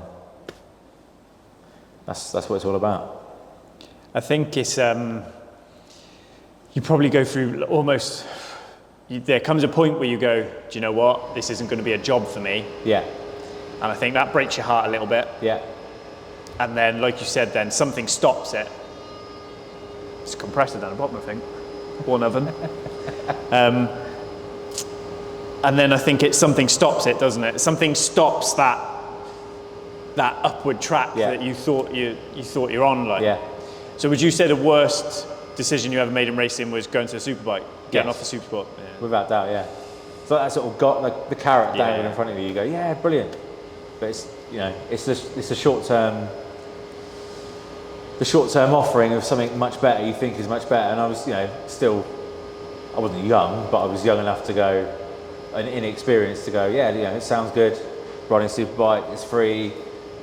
It all sounded too good to be true, and it was. So your advice now then, going back to you about to make that decision, what do you say? Take up darts. Yeah. My son, right, he's 10 he's 10 next week. He wants a dartboard for his birthday. Okay. Because of Luke Littler. Is it? Yeah. He wants a dartboard. Mate. If only you were still a landlord. And got stunned in a midi field on a Saturday to watch your lad go round, have you? If he's a dart no, exactly. I think he does all right. But I think that's that impression, because everyone carries a phone around now. That impression of that's wanted him to play darts is a positive thing. But then the other side of that is you've got kids now learning how to race, trying to race, growing up in the paddock, and going, I have to be in GPs by 19 because Pedro Costa is. If I'm not there by that age, it's never going to happen for me. Do Do you know what I mean? And it's, like you said, you needed someone then to go, it's all right, it'll come another year. It's fine. Have patience. But yeah, but I mean, it was already too late at that point anyway. I was 20, so 2009, I would have been 28. So would you have rather have been a very good supersport rider or half decent superbike rider? Because at the time, what did you have in 09? Like 09, Cammy had dicked everybody, didn't Everyone, he? Like, yeah. so do you know what I mean? So Yeah. you ain't you ain't on a podium No. because he had Ben Spee's bike under him, as did his teammate. Yeah. So you're thinking what? Fighting for top 15s, fighting for points, maybe a point at the time. Yeah, that would. If you look at who was on the grid at the time, I've got this amazing screenshot. It's at Thruxton free practice, and I was 12, and there's Josh Brooks, Jason O'Halloran, Gary Mason. I mean, there's loads of them, and they're all behind me. You just go, fucking hell, job done. Yeah. That'll do. Print it out. Yeah. But that's just a classic example of having the best people around you and the best team around you. Yeah. And, you know, they all progressed, and I didn't get any quicker. Yeah. And it's just, yeah. I'll go back to the question. I would much rather be a top super sport rider than just a mediocre super. Yeah, but I was neither, so. No, but it sounds like you were there. Do you know what I mean? Your supersport year, you know what I mean? Like, because King of Coombe now is seen as a club race, isn't it? You know, it's carried by NG, raced it last year, there's lads in the crowd that have raced it as well, you know, and it is probably the biggest club race in the country for crowds. Yeah, exactly, for crowds, yeah. It's brilliant, and it should be back to when it was, like in the mid-noughties, it was huge. Yeah. To the point really that good money. Keogh raced it, McGuinness raced it. Do you know what Johnny I mean? Ray, Hayden, all those. Both the Bridewells raced it because I think Ollie won on his Vivaldi bike round there, didn't he? Yeah. You know, and lap records that they set back then stood for a long time. Yeah. This year was the first year. He broke Keogh's lap record, didn't he? Yeah. So Charlie Nesbitt did a 108. 106. 106. And previously it was 108. Yeah, it was a low 108 because Josh and Coops fought it for like 6 years together, 1-1. So they were down to a high 8. I think Keogh had it as like a low 8. Yeah. And Spud. And that was 2006. Yeah. Yeah. And Spud done a 106.9. So 18 years later. Wow. Yeah. Yeah. But it took 150 grand superbike and a fucking stack load of X's to get it done. Yeah. No, fair play. But I've got to be fair, you watch it, he did not look like he was trying. Did not. Do you know when you just watch someone and it's not out of shape, it's not out of line, you just watched him and you were like, fuck me, mate, he looked class. So if you think that was him, because Hickens came down as well and he was out of his awning and you're like, you're all right, mate? And you know what Spud's like, he's mint, isn't he? You're like, yeah, it's all right, it's good. He's not, because he's got Thruxton the week after. Could you imagine a pack of 3 of them? Yeah. Could you imagine a lap time for Dick Waving started? Yeah. Because it ain't a 6 anymore, is it? No. You know, and it's just, that's how much it's all moved on. But unfortunately, it's never really, I don't know what, maybe it was the prize money. Do you know what I mean? That attracted the names in like it did. Because you used to get, if you were a clubby, Lakey's here, Lakey raced it back in the day, you know, you were top clubby, you were 15th. Yeah. Unless it was wet. But no, but I mean, it's a very different, you know, it was a very different organisation. You know, the whole, obviously NG took over. When did NG took over? When did they take over? Oh, it's got to be 16, 17, something. Oh, maybe older, maybe like 14, 15. Yeah. So before that, it was New Era, running like, it was run like a proper British Superbike meeting. Well, it's called a Grand National, wasn't it? Yeah. They just. You've ridden it loads, haven't you? I still think it's terrifying. Well, I remember, so again, the proper imposter syndrome. It was on the grid. We've got a bit of a mic issue here going on. I don't know whether it's because it's pointing down, but no. We're on the like. There's a big sort of trailer with all the superbike riders, and they chucked us on there. I don't know if Lakey remembers that, but we were on this big trailer.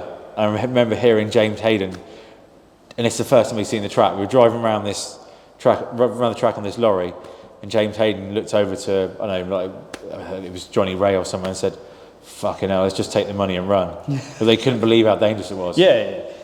It was like the most dangerous track in the UK. Oh, mate. Without doubt. My advice to anyone who wants to go and do Castle Combe is don't do a track walk. Yeah. Don't ever track walk it.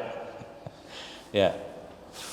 It makes Macau look wide. Do you know what I mean? There's places where you're like, if you crash on a run down to Tower, just book your hospital meals now, because.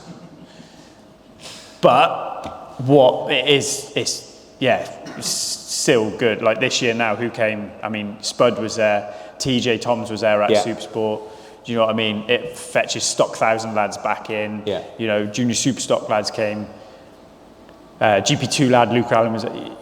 You know, it still, for whatever reason, still draws riders in, and maybe it's that's the only chance you get to ride it, isn't it? That's it. You know, it's a really unique. I love the place, not only because it's 20 minutes down the road, but it's just a unique track. There's nothing nothing else like it in the UK. No. You'd say it shares some resemblance with Thruxton, but even Thruxton's, I think Combe carries way more risk than Thruxton does. Yeah. And I think, I don't know, when you were coming up, what was, like when I come up club racing, Pembury was, everybody always went to Pembury, because I never did the airfield thing. So where do you think what's the track you've probably done most laps of? UK-wise, because... I've probably done more laps of Portimao than I was going to say, of Cadwell or Alton Park, but most laps, probably Donington. All right, okay. Yeah. And your favourite track in it? Combe, your favourite track? Thruxton. Do you think? Thruxton, your favourite track? Yeah. Never really... Don't know what it is about Thruxton. Never really got small bollocks. Yeah, maybe. Yeah. Thanks, mate.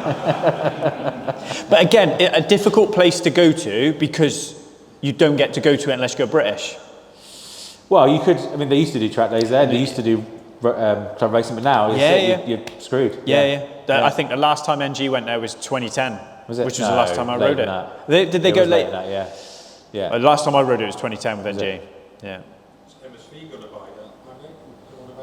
Were they? Right, okay. Was it on about Thruxton? Because BARC own it, who own Pembury as well. So those two own it. But, because I know Steve Bostock quite well, he says they're not allowed to run it. They can't, because they just haven't got enough air fence. Because Higgsy carries all his air fence round track to track. Yeah. And it needs so much to run there for it to keep its license that NG can't borrow enough to have a club race there. And that's why no one can hold club racing there anymore, because the license for the circuit needs so much air fencing. Right. That makes sense. That they struggle with it. And I sit there and listen to that and go, how the fuck do they get to run at Combe then? Like, you think the latest safety modification they did at Combe was the third chicane, wasn't it? Right chicane, yeah. Which causes more accidents than it probably stops. But, so Portimao, your favourite track outside UK? Magello and Laguna Seca. They're the two that are just like... Right, you've done Laguna over there? Yeah. What'd you ride Laguna on? I'm almost embarrassed to say. A Buell. See? Yeah. A Buell 1125 CR that was launched. Mustache. Yeah. Chaps. Tassels, the lot. Yeah. No, it was what a shit bike, honestly. But the manufacturers don't make shit bikes anymore, and it's Genuinely don't. Genuinely don't. Right. Okay. There's obviously the odd weird one, or but 99% of bikes by the major manufacturers, they're not shit. They just you could pick fault if you were short, tall, they were uncomfortable. Very subjective things. Where this Buell was, probably one of the worst production bikes ever made. Right. Eric Buell was, everyone called him a genius, but he was just a bit of an eccentric. Basically Harley engines and weird frames. Harley engines with with fuel and oil in the frame. And the perimeter disc on one side that used to judder like hell as soon as you put any sort of lean angle or brake. It was all, so weird. But and as an experience, riding around there was amazing. Yeah. And what did you ride Mugello on?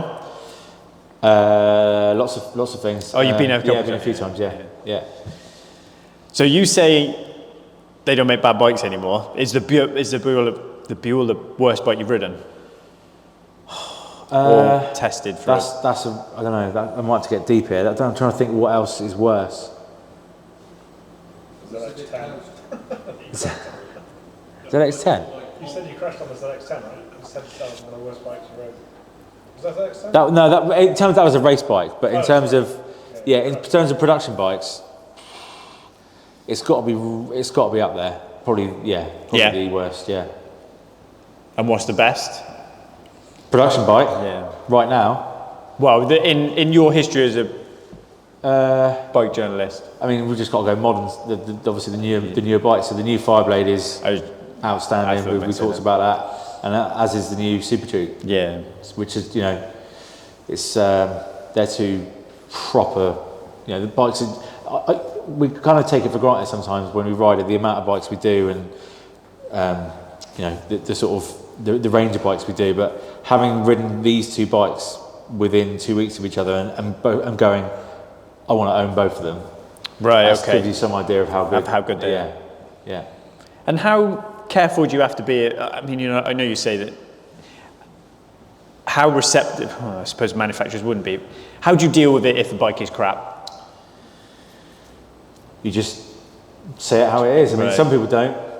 Some people, and weirdly, conversely, there was the launch of the Daytona 660 a couple of weeks ago, and there was a lot of UK journalists who said the suspension was shit and this and that. It's like those are supposed to be journalists who are paying decent money by big corporate companies to say what a bike's like, and you're just like, how did you get that opinion? And it's because they don't know, like these particular journalists, they don't know how to evaluate a bike properly when there's certain people missing from the conversation. So what I mean is they'll think something's wrong with the bike and they'll start talking to each other and go, oh, that's wrong, there's something wrong with that, oh yeah, and they sort of pack mentality type they thing. Clone each other's opinions. Yes, exactly, and then they sort of like bounce off each other and go, oh, it's got to be the suspension, and it's not. It's in fact the front tyre, which makes it's this weird feeling. But anyway, back to the question. I've never ever shied away from saying what a bike's like, or said a bike is good when it's not. It's just like I said, it's a lot better nowadays because, like I said, there's nothing inherently shit. You don't jump on a bike and go, God, fucking hell. Whereas 10, 15 years ago, like for instance, FZ1, the first FZ1 Yamahas, the fueling and the throttle was shocking, and old KTM gearboxes and all those sort of things, MV throttle responses.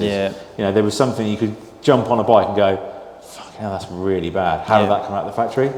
Whereas now it's completely different. Yeah. And it's, I think, like you said, judging the bike on what it's to do. Yeah. Do you know what I mean? Yeah. It's like in my head, all bikes are shit unless they're race bikes. Yeah, you'd be pretty bad at this job then, yeah. But do you know what I mean? Because I just want a race bike. If Honda rung me up and said, do you want to test a new Gullwing? You're like, no thanks. But you can't then judge it on how well it goes around Portimao or how well it goes green laning. So I think it's being sort of quite realistic about what it is supposed to do and then feeding that back. Do you get invited on launches that you do turn down? Yeah, I mean this year we've had to turn down loads purely because of the time. Right. Okay. There's only Boothie did his first one in the MT-09 a few weeks ago. Yeah. But normally you have launch season between October and March. Yeah. Whereas this year it's all between January and March. So all these launches between January and March, and we've had to say, look, we can't do it. There's only two of us. We can't be in two places at the same time. So. Okay. And Chris doesn't do too many. Is it mainly? No, he's a proper tart. He likes to ride an S1000RR in Spain in the sunshine But if it's like I don't know, a Daytona 660 on the road in Alicante, you'd be like, no. Right, okay. What happened? Why would I want to do that? Because he crashed M1000 at Portimao, didn't he? He's crashed quite a lot recently, yeah. Oh, is he? Yeah. Right, okay. Yeah. Did much come of it when, like, did they get an arse on? No, if you're weaving down a motorway or doing a wheelie in between cars at 120 mile an hour, or you take it green lane, then they're going to be pissy. But if you're on track, when you book a bike, a press bike, you ring up a manufacturer and say, I want to take your M1000R or S1000R on track, and they're like, what do you want to do with it? Oh, we want to take it on track. Will it be tested against others lap time? Yeah. So they're expecting, you can't just ride around. Well, some people do. You can't just ride around at 40% with the throttle open, sort of halfway, and expect to get an evaluation. At the same time, most of us can ride around at a decent pace without crashing. But he doesn't seem to manage to be able to do that. So, How did that go down with that Honda that kept on breaking down because of the battery that time in Spain? That was a freak, according to Honda. It was a freak issue with a relay. Right. So apparently, it seemed to harm that whole test, didn't it? Yeah, it did. Yeah, it was such a shame. Yeah. I think that's where the bike and the car worlds differ. I think. You mean if there was an issue, the car people would fly over to the other side of the world, fix the car, or bring another car? Yeah, 100%. Yeah. If you were, say, you've just gone and done the new Fireblade test, probably the leading bike in its sector. Yeah. If you were going to go and test the new 750 McLaren. Yeah. Or the new, F9 or whatever from Ferrari. You'd be like 100%. Yeah. As you're getting in it, the laptop's unplugged off it. Yeah. Do you know what I mean? The tyre blankets are out and that sort of thing. So I think it is good you get another that. world. Yeah, mate. Yeah. Mate. Should have been a car journey. Can you drive a car? No. Really? No. Do you want to come on our track day then? The last track day I was on was in my Ford Escort van at Coombe. Was it? Yeah. And that was 2007. Fucking hell. So what are you doing on 30th of May? Do you want to come on a car track day? Yes. Do you? Yeah. All right. Yeah, I'm not getting in the car with you though. Why? I'm fine. Don't get in the car with Mitch. He crashes. In a Fiesta. I don't know how you crash in a Fiesta. That's like crashing a scooter. But, 30th of May. Right. We've had some questions. So you haven't seen them. You didn't want to look, I didn't want to look you? at them. No, I just want to go. Hopefully some of these sort of like... Can you read the handwriting? Yeah. At which point will the public realise electric vehicles are shit? Have you ridden an electric bike? Yeah. What did you? What? Loads of zeros. The last bike I rode was the Zero DRSX, the sort of like an adventure bike. Yeah. An adventure bike that only does 100 miles to a range. Yeah. Nice. I think there's a time and a place for him, but it's just not now. No. And it's certainly not like what Stark are doing with the motocross world. They've completely come in and gone fuck you and caused a massive scene. Go on. I've just ridden one, and I hate electric cars. Yeah. And it was fucking brilliant. Exactly. Yeah. Really hurt me to say that. Yeah. So imagine. Right. So we did a test. I'll take that. It's not an electric car. I can. Yeah. Go on. Sorry. No, but the Stark. Yeah. I mean, they're banned from racing against petrol. That's how good they are. Yeah. That's how good they are. Yeah. And this is the thing for motocross, which is a completely different sport and a completely different entity to what we do. It's that those kind of bikes will save that sport because it's all about noise now. Tracks are closing down left, right, and centre because of noise. Yeah. And if it means, I'm not saying that all bikes will be electric, but if it means more tracks can stay open and it's just electric, then fair play. There's nothing wrong with that at all. Yeah. But as a road bike, I've yet to find anything to replicate an internal combustion engine, and nothing will. So no. Yeah.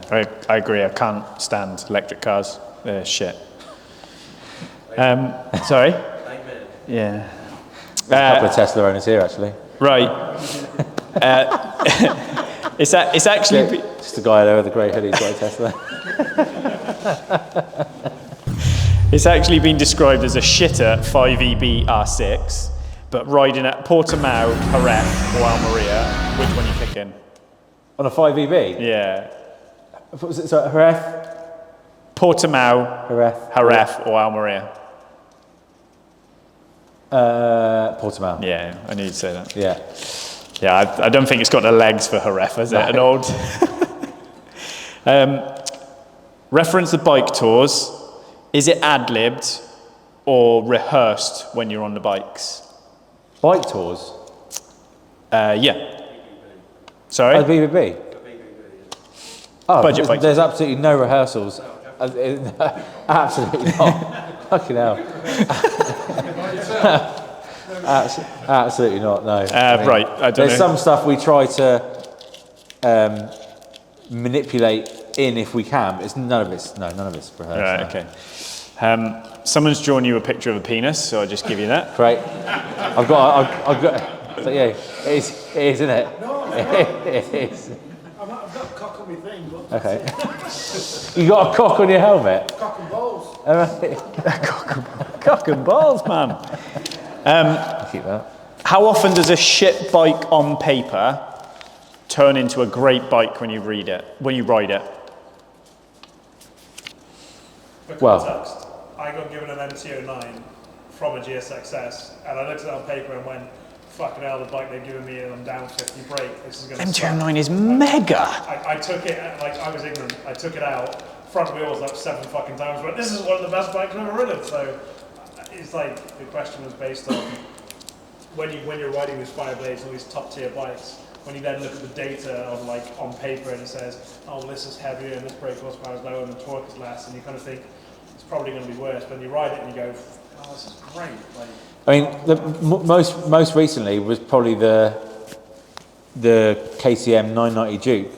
We spent the morning on the 1390, and you go, why would I want to ride a 990? You know, it's I think it's the other way around, isn't it?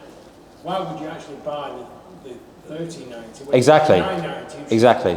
brilliant. But for most people, like willy waving and, oh yeah, I've got a 1390, mate. Most people will just go, why would you want the 990? But having ridden the 990, you know, so much cheaper, you know, less tech, less technical, less complicated, less sexy, but it's a better bike for 99% of people who ride on the road. And you can still ride it at 9/10, whereas if Yeah. you just fly yourself to death. Yeah, And you lose your license. Or a big fine. yeah. Can you please wish my fella AD a happy birthday, Tar Sarah? Happy birthday, AD. Happy birthday.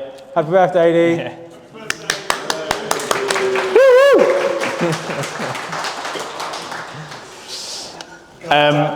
Did you go through proper qualifications for journalism, or do you just wing it?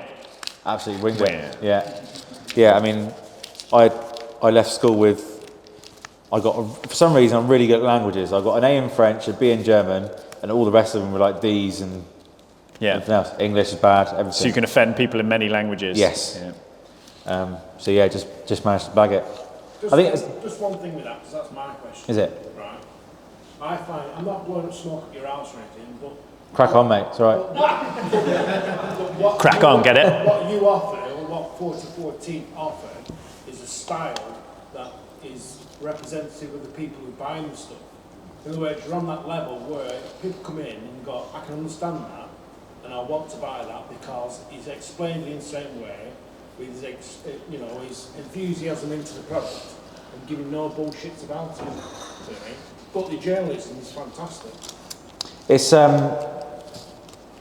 think it's going from what I was saying earlier, the magazine industry sort of falling on its arse, and being, like I said, I was still one of the youngest at the time, and understanding, that sounds really wanky, but understanding the market. And I had the original question, I had absolutely no experience whatsoever, but I could ride a bike, I could write, and I somehow managed to get an opinion and sort of a description of a bike over on paper.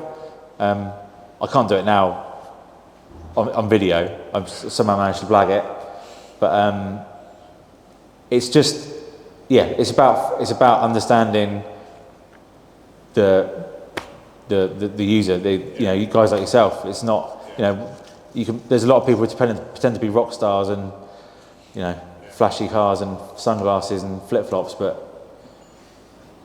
I'm just talking absolute shit now. Yeah, I think your passion for bikes is what sort of drives you through, isn't it? Yeah. Do manufacturers take you more seriously now? And if they do, is it because of the popular following you have? Some manufacturers do. I mean, there's some still that don't believe in digital or don't believe in don't take us seriously at all, because we have a laugh and talk about things we shouldn't do. And now is that, because coming from my manufacturer background, is that mainly because the press and PR people within that? Exactly, that's all it is. Yeah, it's sort of one or two people, not the manufacturer's decision as a whole. It's more about that person representing that company, and they think, well, they talk about tits and fannies. Why should we give them an opportunity to ride our bikes? But it's not. We're not in it for that. I think we're doing more and more of our own content rather than going on launches, and we do more now because it's launch season. We're doing lots of stuff now, but as a whole. Who gets invited from the UK now? I see Chris Northover from Bike World is always with you as well, isn't he? Yeah, it's kind of the same old people, really. Yeah. It's the same old, like Chad and Northover and Nevesy, Carl Stevens from MCN. But there are sort of fewer and fewer people doing the job now. But that's interesting as well, because you've just thrown out some names there, and 3 of you are racers. You go Northover, Nevesy. So there's some credibility that brings you, I think, as well, to people sat at home going, all right, I know you say you wing it, but you obviously don't. You understand what a bike needs. You look at the Fireblade and you were like, it needs that. And you put it on and you went out and you were like, straight away, the bike's better. Yeah. And I don't buy, there's racers that ain't got a fucking clue how to set a bike up. Yeah. So there's even less journalists that can do. So I think when people see little bits like that, do you know what I mean? I think that carries back over. So it's interesting. When I was working at Branson's, before I was at the pub, they used to bring all the old shit, second-hand sort of trade-ins. Yeah. And they used to go, Fagan, just take it out on the block, really, see what's wrong with it. And I tell you what, that set me up for life, because I used to every day used to ride these bikes and go, fucking hell, something wrong with this. And I used to, it sounds ridiculous, but I used to like go out and I used to think, what's wrong with this bike? Is it good? Is it bad? And like, I just, that's kind of something that maybe was responsible for. And that's now, I suppose. But it's set you in 2 trades, right? That's set you up, setting a bike up in racing, and then evaluating what a bike's doing underneath you for. You've got the likes of Shake who came through fast bike. I meant to say that earlier. Did the same thing. Loads of them. Loads of them. Yeah. Frosty. Noticed lately on YouTube, whoever's been posting has been doing the old fast bikes videos. Yeah, redoing them. Yeah, I saw them. And there's a lot of reminiscence of what you do now. Yeah, a lot. Honestly, people say that, and just like it's really flattering, but it's not. We're not even in the same league, mate. It's not. Honestly, though I grew up watching that. Those boys are legends. Yeah. Like they are legends. Yeah. And thanks. It's really flattering, but those boys are another level. But it's funny. It'd be nice to do what they. I'd love to be able to do what they do. But I'll be locked up. You'd be gone. You'd be gone. And it's fun because if you catch Dav before you go and have chats with Dav, he was Redline, and the stories he's got, honestly, his brain should be in jail. Yeah. Some of them are that bad. But that was it, right? That was a shit. That was a shit you got. That was a shit we all got away with. I was an apprentice. The shit that used to happen to me, you can't do that now. Do you know what I mean? Yeah. It's all moved on. Yeah, I mean, we had. I mean, I don't know what was it? How much did it cost to make a magazine? Like, was it like 10 grand a month? We used to have that budget. Yeah. So we had like 10 grand a month to make a magazine, and we used to just 500 quid on fuel, 9.5 grand on blow. yeah. It was stupid. Like how we got away with it. We basically just go right. Well, here's a budget. We need this much, and the publisher used to sign it off, and yeah, it was. There's stories that can be told off camera there, Yeah. aren't there? Yeah. There's a book here, mate. You should get your Definitely a book, writing skills back out. Is there any scope for one-to-one tuition in the future? On track. On track, yeah, definitely. I mean, I didn't do any tuition last year, but I was at Coombe years before that, and Was that for Coombe or for yourself? For Just Coombe. at for Coombe, is it? yeah, and I've done stuff with MSV as well. So yeah, Right, no, yeah, 100%, yeah. I think you named the price, mate. That's how it works. Or unless they want to give you tuition. Oh, is that the question? Yeah. Would you rather have a new Fireblade or another year in the F900 Cup? Who asked that question? I'd have a Fireblade without a doubt, 100%. Yeah, the F900 is a brilliant bike, but it's not a Fireblade. And then again, I'm not fit enough to ride a Fireblade, so. What's your predictions then for the new Fireblade for the BSB season? It'll get dicked in superbikes and Yeah. it'll win stock thousands. Yeah, I think the top 20 will be super stock Fireblades, and then superbike. I think It still won't be up there. it'll be better than it was because I mean the world superbikes are now they're struggling, aren't they? Even with a new bike, but the rules will benefit the new bike in BSB a bit more. So, and I think you'll. Just down to the split throttle bodies there. There's a lot more work gone into that bike than just the split throttle bodies, and it's essentially a racing homologation. In BSB they won't have split throttles because it's control ECU by Motec, No, so you they can. don't get that. No, you can. Have they added Yeah. it this year? Yeah, Have they? Yeah. Oh, okay. because you can. The BMWs have split throttle. But they haven't had it last year, did they? I thought they didn't allow it last year, so they let everybody have it this year then. Well, as of this year, yes, they're It's running. gone, Yeah. right? Okay, but a BSB bike is closer to a stock bike than a World Supers bike. So remember, there's no traction control, no launch, the electronic trickery, because World Superbikes is the most open electronics, even more than MotoGP. And I think I would say it's less chassis and more electronics, because stuff's gone on with like Johnny, and Johnny's on different electronics now to what the other three are on, and that's changed since Phillip Island. So it just moves quick. I think Tommy will grit and bear it, and I think he'll get the best out of the package. Do I think he'll have a stronger season as what he did last year in Ducati? No. No, he'll do really well to get anywhere near the Yamahas and Ducatis. Yeah. If he can finish top 5 in a championship, he'll be doing really well. Yeah, and remember Glenn's on. Even if Glenn's on last year's bike, they've got the data. They've got everything they need for last year. You know, Tommy last year had Paolo, who was MotoGP engineer. They had a factory bike. It always had to align. It aligned for Tommy last year. That was this year. I think I don't know what you think. I think it's Glenn's. It's difficult to look past. Yeah, Glenn. Yeah. However much I would love Kyle or Ryan to do it, because obviously Yeah. my friend runs a team. I think that's the most consistent package. Yeah. Up and down a pit lane. Yeah. But what do you think in Supersport? I think Jack Kennedy will win it. I want JK to win it. I like JK. Yeah. Yeah. I don't necessarily want him to win it, but I think very rarely do Honda enter the championship in Supersport and not win it. Yeah. And he's by far the best rider on that grid. Yeah. Is there time for a couple of questions after that? We should be all right. You can ask away. There's one for me. Most dangerous bike on your old dyno in Gloucester. If that was when I worked at Race Developments, that is a hard question to answer because I looked after some absolute shit boxes. The best bike we ever run was Dino's TT ZX10 when he was riding for Silicon Engineering. And that thing was just fucking sex on wheels. What, recently? Proper. No, when I worked, that would have been 2013 TT bike. I think he won a senior on, and we done the electronics on it.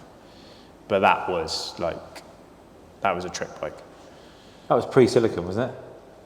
Yeah, they turned into someone, didn't they? It was the same guys. Yeah. They were a haulage company from Bristol, and they put Silicon on the side. No, that was RC Express. That's right. Okay.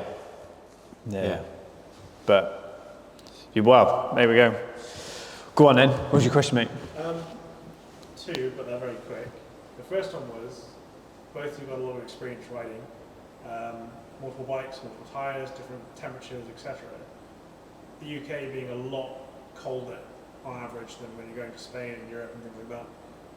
What do you think are some good tyres for people that like spirited riding, but we're not racers, we're just on the road, that grip well at lower temperatures? Because I think a lot of people go straight to the SP3s and things like that, and you just kind of think Straight to race tyres, yeah. And sometimes you're actually getting less grip. Yeah. But you think you're getting more, and you're paying more, but you're not even activating what those tyres should be operating at in order to get the most out of them. Yeah, and there's the heroes that go out and buy all the old Superstock and Supersport SC1s and 2s from the British Superbike paddock, and then they put them on their bike and smashing them to bits because they could go out and without warmers and high side into smithereens. But I mean, just purely and simply,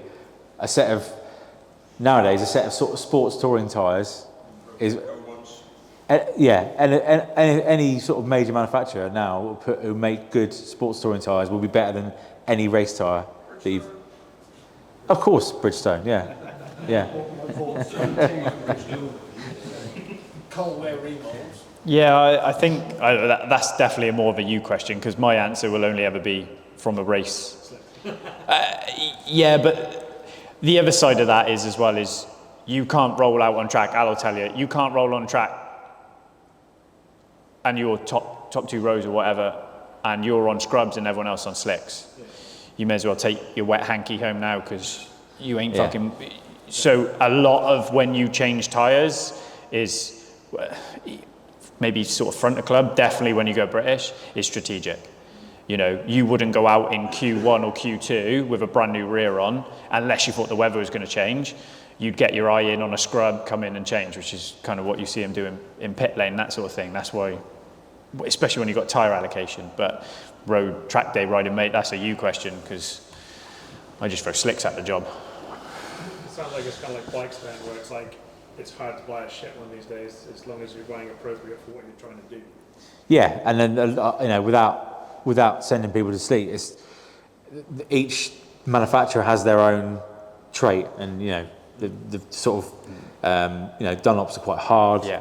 Pirellis are soft. It's about what you want in a tyre, sort of feel wise. But you just go out and ride them. The second one was Switzerland. That fine. Yeah. I didn't have. Well, we did because it went through the company. So. What impact did that have, business-wise, to you guys? Because obviously it was a fucking hell of a fine. And at a point when you said earlier, you've only just started getting to a point now where you're starting to see some of the fruits of your labour over the last 10 years of your life, doing 44teeth. That must have been a pretty, serious punch in the nuts. Yeah, I mean, for those that don't know, so we were on Budget Bike Battle and we got fined, or Chris got caught speeding, and it was €4,500 on the side of the road. And Did you get fined as well? Like you had to put the bike in the van and drive? Yeah, we got escorted out of Switzerland by the police, bike in the van, and I mean, so at the time it was like it was really, really sketchy. I was thinking, we might not be here after this, genuinely. But thankfully, we did 10.5 grand in merch on the back of. You're like Chris, you can speed again. Yeah. Wow. Yeah. So there were a few more. Buy some t-shirts after that. Yeah. No, I think Chris actually I can't remember exactly what happened, but I think he did a VO where it was just like, right, this is the bottom line, guys. We won't be here unless you go and buy some merch. And everyone, thankfully, everyone sort of chipped in.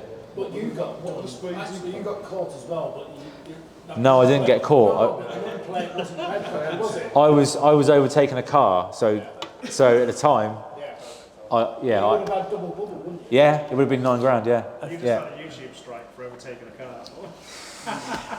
I think that's, we spoke earlier about the difficulties of YouTube, but I think the great thing about YouTube is this. Exactly. Right? Yeah, exactly. You know, Yeah. Carl went through some health issues.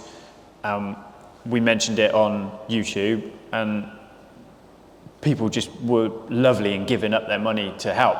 You know, they just want to be involved. They want to be part of it. Yeah. You know, you guys have turned up tonight, paid money for a ticket, you know, and I think that's, however much we kind of rag on it, the social 100%. side, like the weekend, I had so many people come up to me going, oh mate, love the videos, you must get it 10 times over, you know, because they just, you were saying earlier, weren't you, stuck in hospital, can't do anything, and all you did was watch YouTube.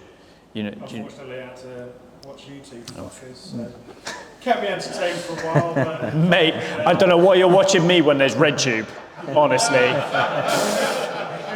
It was a public room. It wasn't a private suite. Yeah.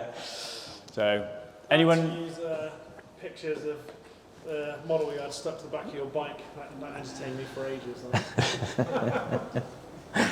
Anyone else? Anyone questions? What bikes do you own now? Personally, I own the S-Rad, still, 99 2000 S-Rad, and a 99 CR125 motocross bike. Yeah, that's what I can afford at the moment. Going back to your question earlier, Happy birthday, Eddie. Yeah. Happy birthday to you. Happy birthday to you. Happy birthday, dear Eddie. Happy birthday to you.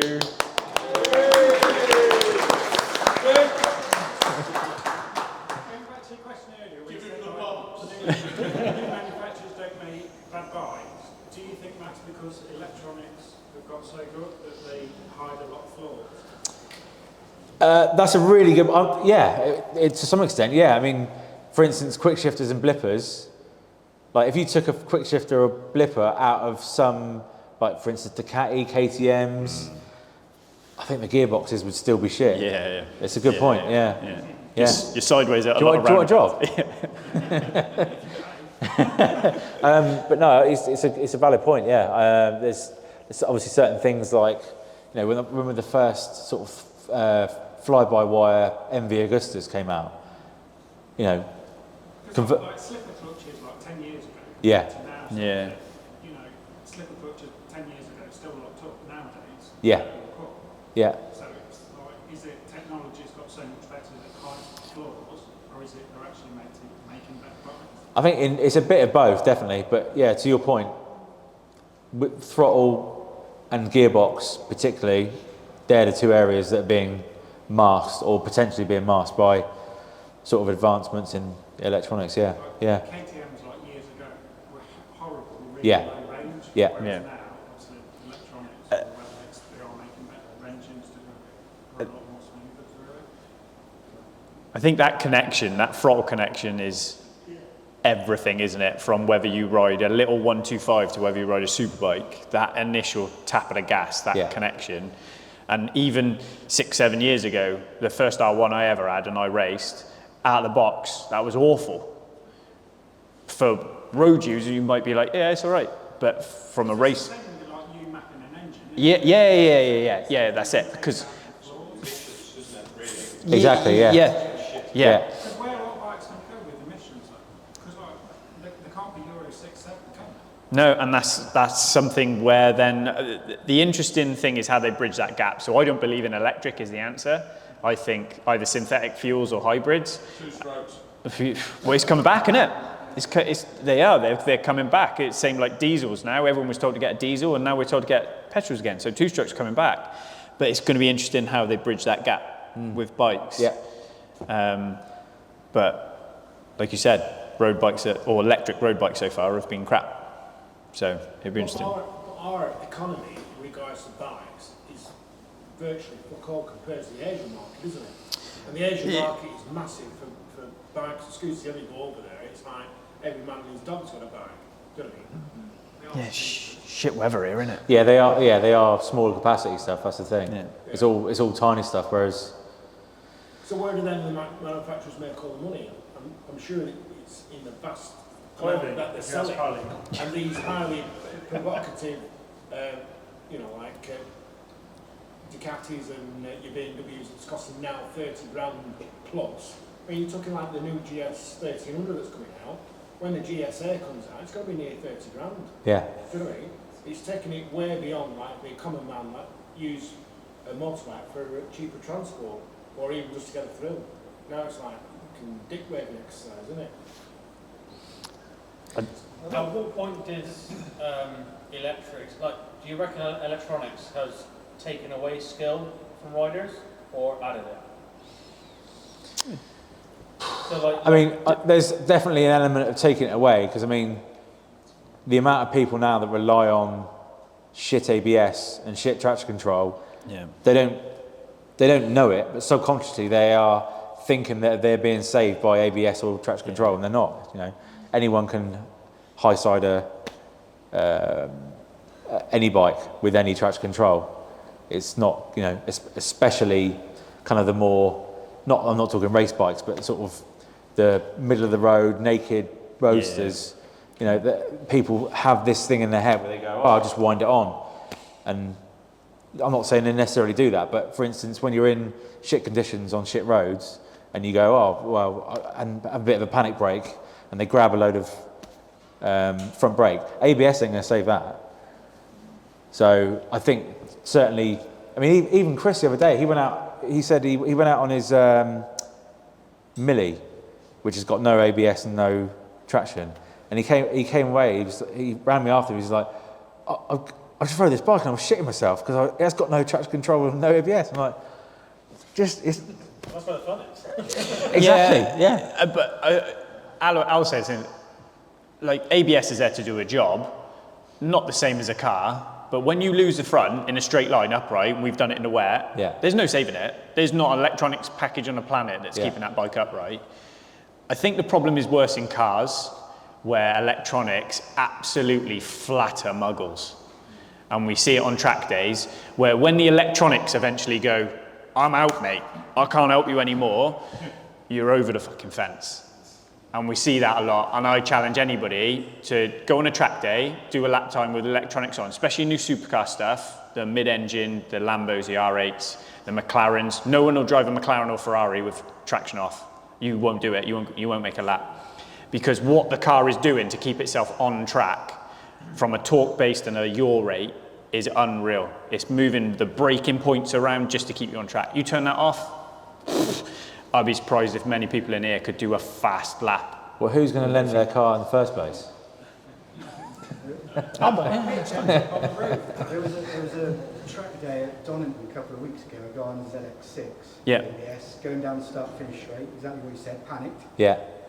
Straight out, and he travelled past the end of pit lane, and he finished, I don't know how he done it, it was before the... pit exit. He was before the start of the grid, was sliding, and we were already come past the end of Like when that was with ABS. you come up with track days, like you've done the same, and you're like, I love track days, you know, because you did track days, especially when you were racing and stuff like that. And now you're like, how are track days allowed to run with the idiots that are on them? Well, look at Silverstone. Well, yeah, they've just stopped it, haven't they? Stopped it completely. So, Do you think it's a necessity to have to get modern bikes mapped? Because I literally bought a 23 200, and I shit you not, the on-off is fucking awful. It's like, literally, that is like, you're like, Jesus fucking Christ. It's like, but this any Euro 5 bike onwards should have its own map. it literally feels should like do. they've just gone, we'll make the bike we want to make, then we'll go, oh fuck, we can't because of emissions. But you can buy the map and the code from us, and that's what we actually want to do. That's what it feels like. But that's across everything. That's why you can make gains out of power out of cars by remapping. The manufacturer's always got a constraint to work to. Do you think that's why buying those late 90s, early 2000s bikes is such a golden place really, because it's pre all of that stuff, but... No, because they're shit. All of them? Don't listen to him. I said they're 1100. He makes his money by just doing this on a fucking laptop. And you can't do that with an S-Rag, can you? No, So, exactly, no. mate. Changing jets? What are you talking about? Carbs ain't for me. Any more questions? Are you full aero in MotoGP or not? That's what Go on. No. I'm not for aero, however, if bikes have to look like that, I couldn't give a shit. I honestly couldn't care. Do you think Bagnaia and Martin are going, oh God, bike, I can't want to get on it tomorrow. But if it means they're 0.2 of a lap quicker and 3 seconds a lap over a race quicker. I think you've got two questions in there. I think the question is, one, what makes a faster lap time? And that's aero. It's undoubtedly aero. When you look at what that Aprilia is doing, that is insane. It's ridiculous. That's not because Vinales is a better rider. No. The gap he was pulling in that last corner. And then the second part of that question is, what's more entertaining for us sat at home? Because now they've had to put a minimum tyre pressure rule in on MotoGP to either keep you above the tyre pressure limit or to make you follow someone to overheat your front tyre. So they've made the bikes really fast and then they've put another rule into it. No, I don't like it. I don't think you'll ever see Rossi Lorenzo turn 13 like we did with Top Rack the other night. I don't think you'll ever see that kind of thing in MotoGP. Pedro Acosta, maybe. Do you know what I mean? I think it's changed how bike racing's done in MotoGP, and I don't like it. But we won't have any of that in 2020. No, it's all gone. Yeah, exactly. Yeah, we'll be running races. Yeah. Load of shit. Or shopping bikes with baskets on the front. That's what Higgsy wants, isn't it? You never know. Yeah. So, any more questions? Do you think Top Rank will be the next World Superbike champion? No. Never? Oh, yeah. On the BMW, I mean? On the BMW, if he doesn't go somewhere else first, then yes. Do you think he'll go somewhere else? I'm not saying he might go to MotoGP if BMW go there. That's a big investment, isn't it? BMW got loads of money. Loads of money. So who do you think win MotoGP? Sorry, who do you think win World Supers? A Ducati. Is that all you're going for? Yeah. Yeah. I think, wow. Yeah. I'm backing my boy, I'm going Top Rack. Okay. Yeah. One last quick. I really want Top Rack to win, but sorry, I've got to get them two we've at the got back. some hands. Yeah. We've got some people who are putting their hands up. I know. You talked about YouTube demonetising stuff. You get away with it really well on Budget by Battle with the cinema stuff. No, we didn't. Is there anything else? No, we're putting it in the cinema. Okay, yeah. But is there anything that you've recorded in like all the other episodes of stuff and thought, oh, I wish we could put that online, but we're just not going to get away with it? Online or in the cinema cut? No, for any of the videos you've ever done since the start. Any, like key bits that you're like, oh, I wish we could put that on, but we'll never get away with it. I mean, honestly, the list is probably like twice as the length of this room, but honestly, right now, I'm trying to think of specific bits. There's always cuts that can never make it though, isn't there? That get locked in Davey's deep dark vault that we can't show anybody. I mean, yes. It's a really shit answer. I just can't think of anything at the moment. There's loads. In fact, the editing process for the past 10 years has been, let's make an edit, and we send it to each other, and we just end up laughing back and forth, going, imagine if we put that on the YouTube. And you just go, actually, we wouldn't be here, would we? No. But honestly, I'd love to make a proper edit of all the stuff that hasn't made it. It would be, yeah. Sorry, mate, did you? Yeah, Do you and Chris do you plan 5-10 years in the future, or do you just sort of wing it year to year? And do you think the future is bright for 44teeth? It's definitely an element of winging it, but not that far in advance. No, I think we have a plan for we have a plan for a year. We do have a long-term plan, but it's done.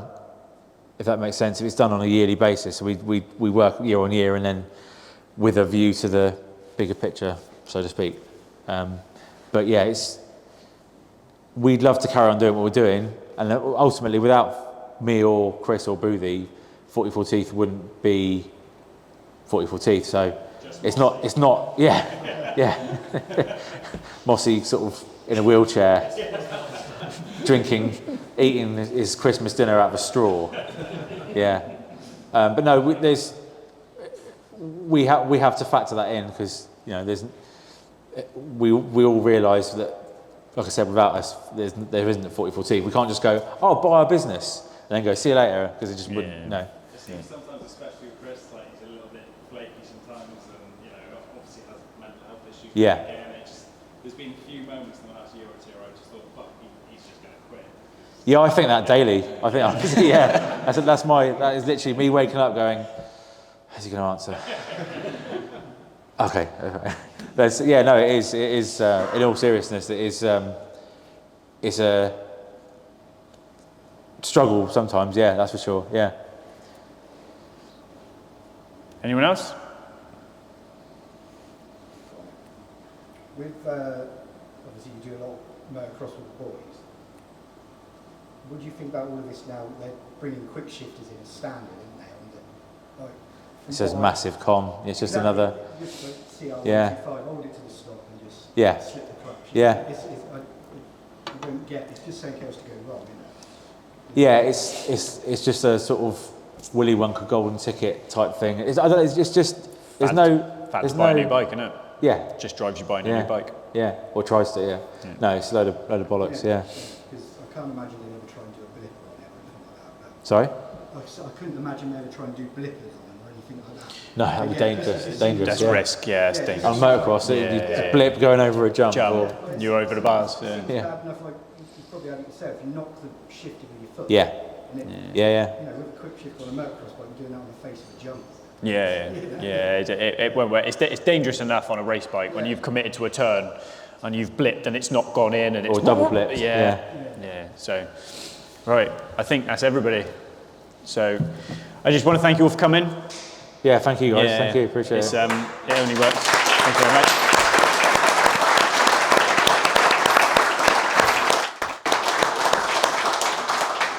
I want to thank John and the guys at Podium for having us. Indeed. If you are passing, check out the coffee shop at the front. John's a car and a bike nut anyway, so he is around here hiding. If he makes himself, you'll see him. Sims, the area he's built up here is unreal. So thank you very much for the hospitality. And to you, mate, thank you very much. Thank you. Thank you, been, I didn't want to go digging too much, but to sit up here and hear your story, because some people might not have known how fucking fast you were and what you did and what you went through. Fat? No, that's mate, But to kind of get your story, and I could sit here and fire more questions at you and put you on the spot over lots of different things. But I think, it's just great to have you here, mate. Thank you for being a part of it. Thank you. And, See you on the next one. Yeah. Thank you very much. Cheers, guys.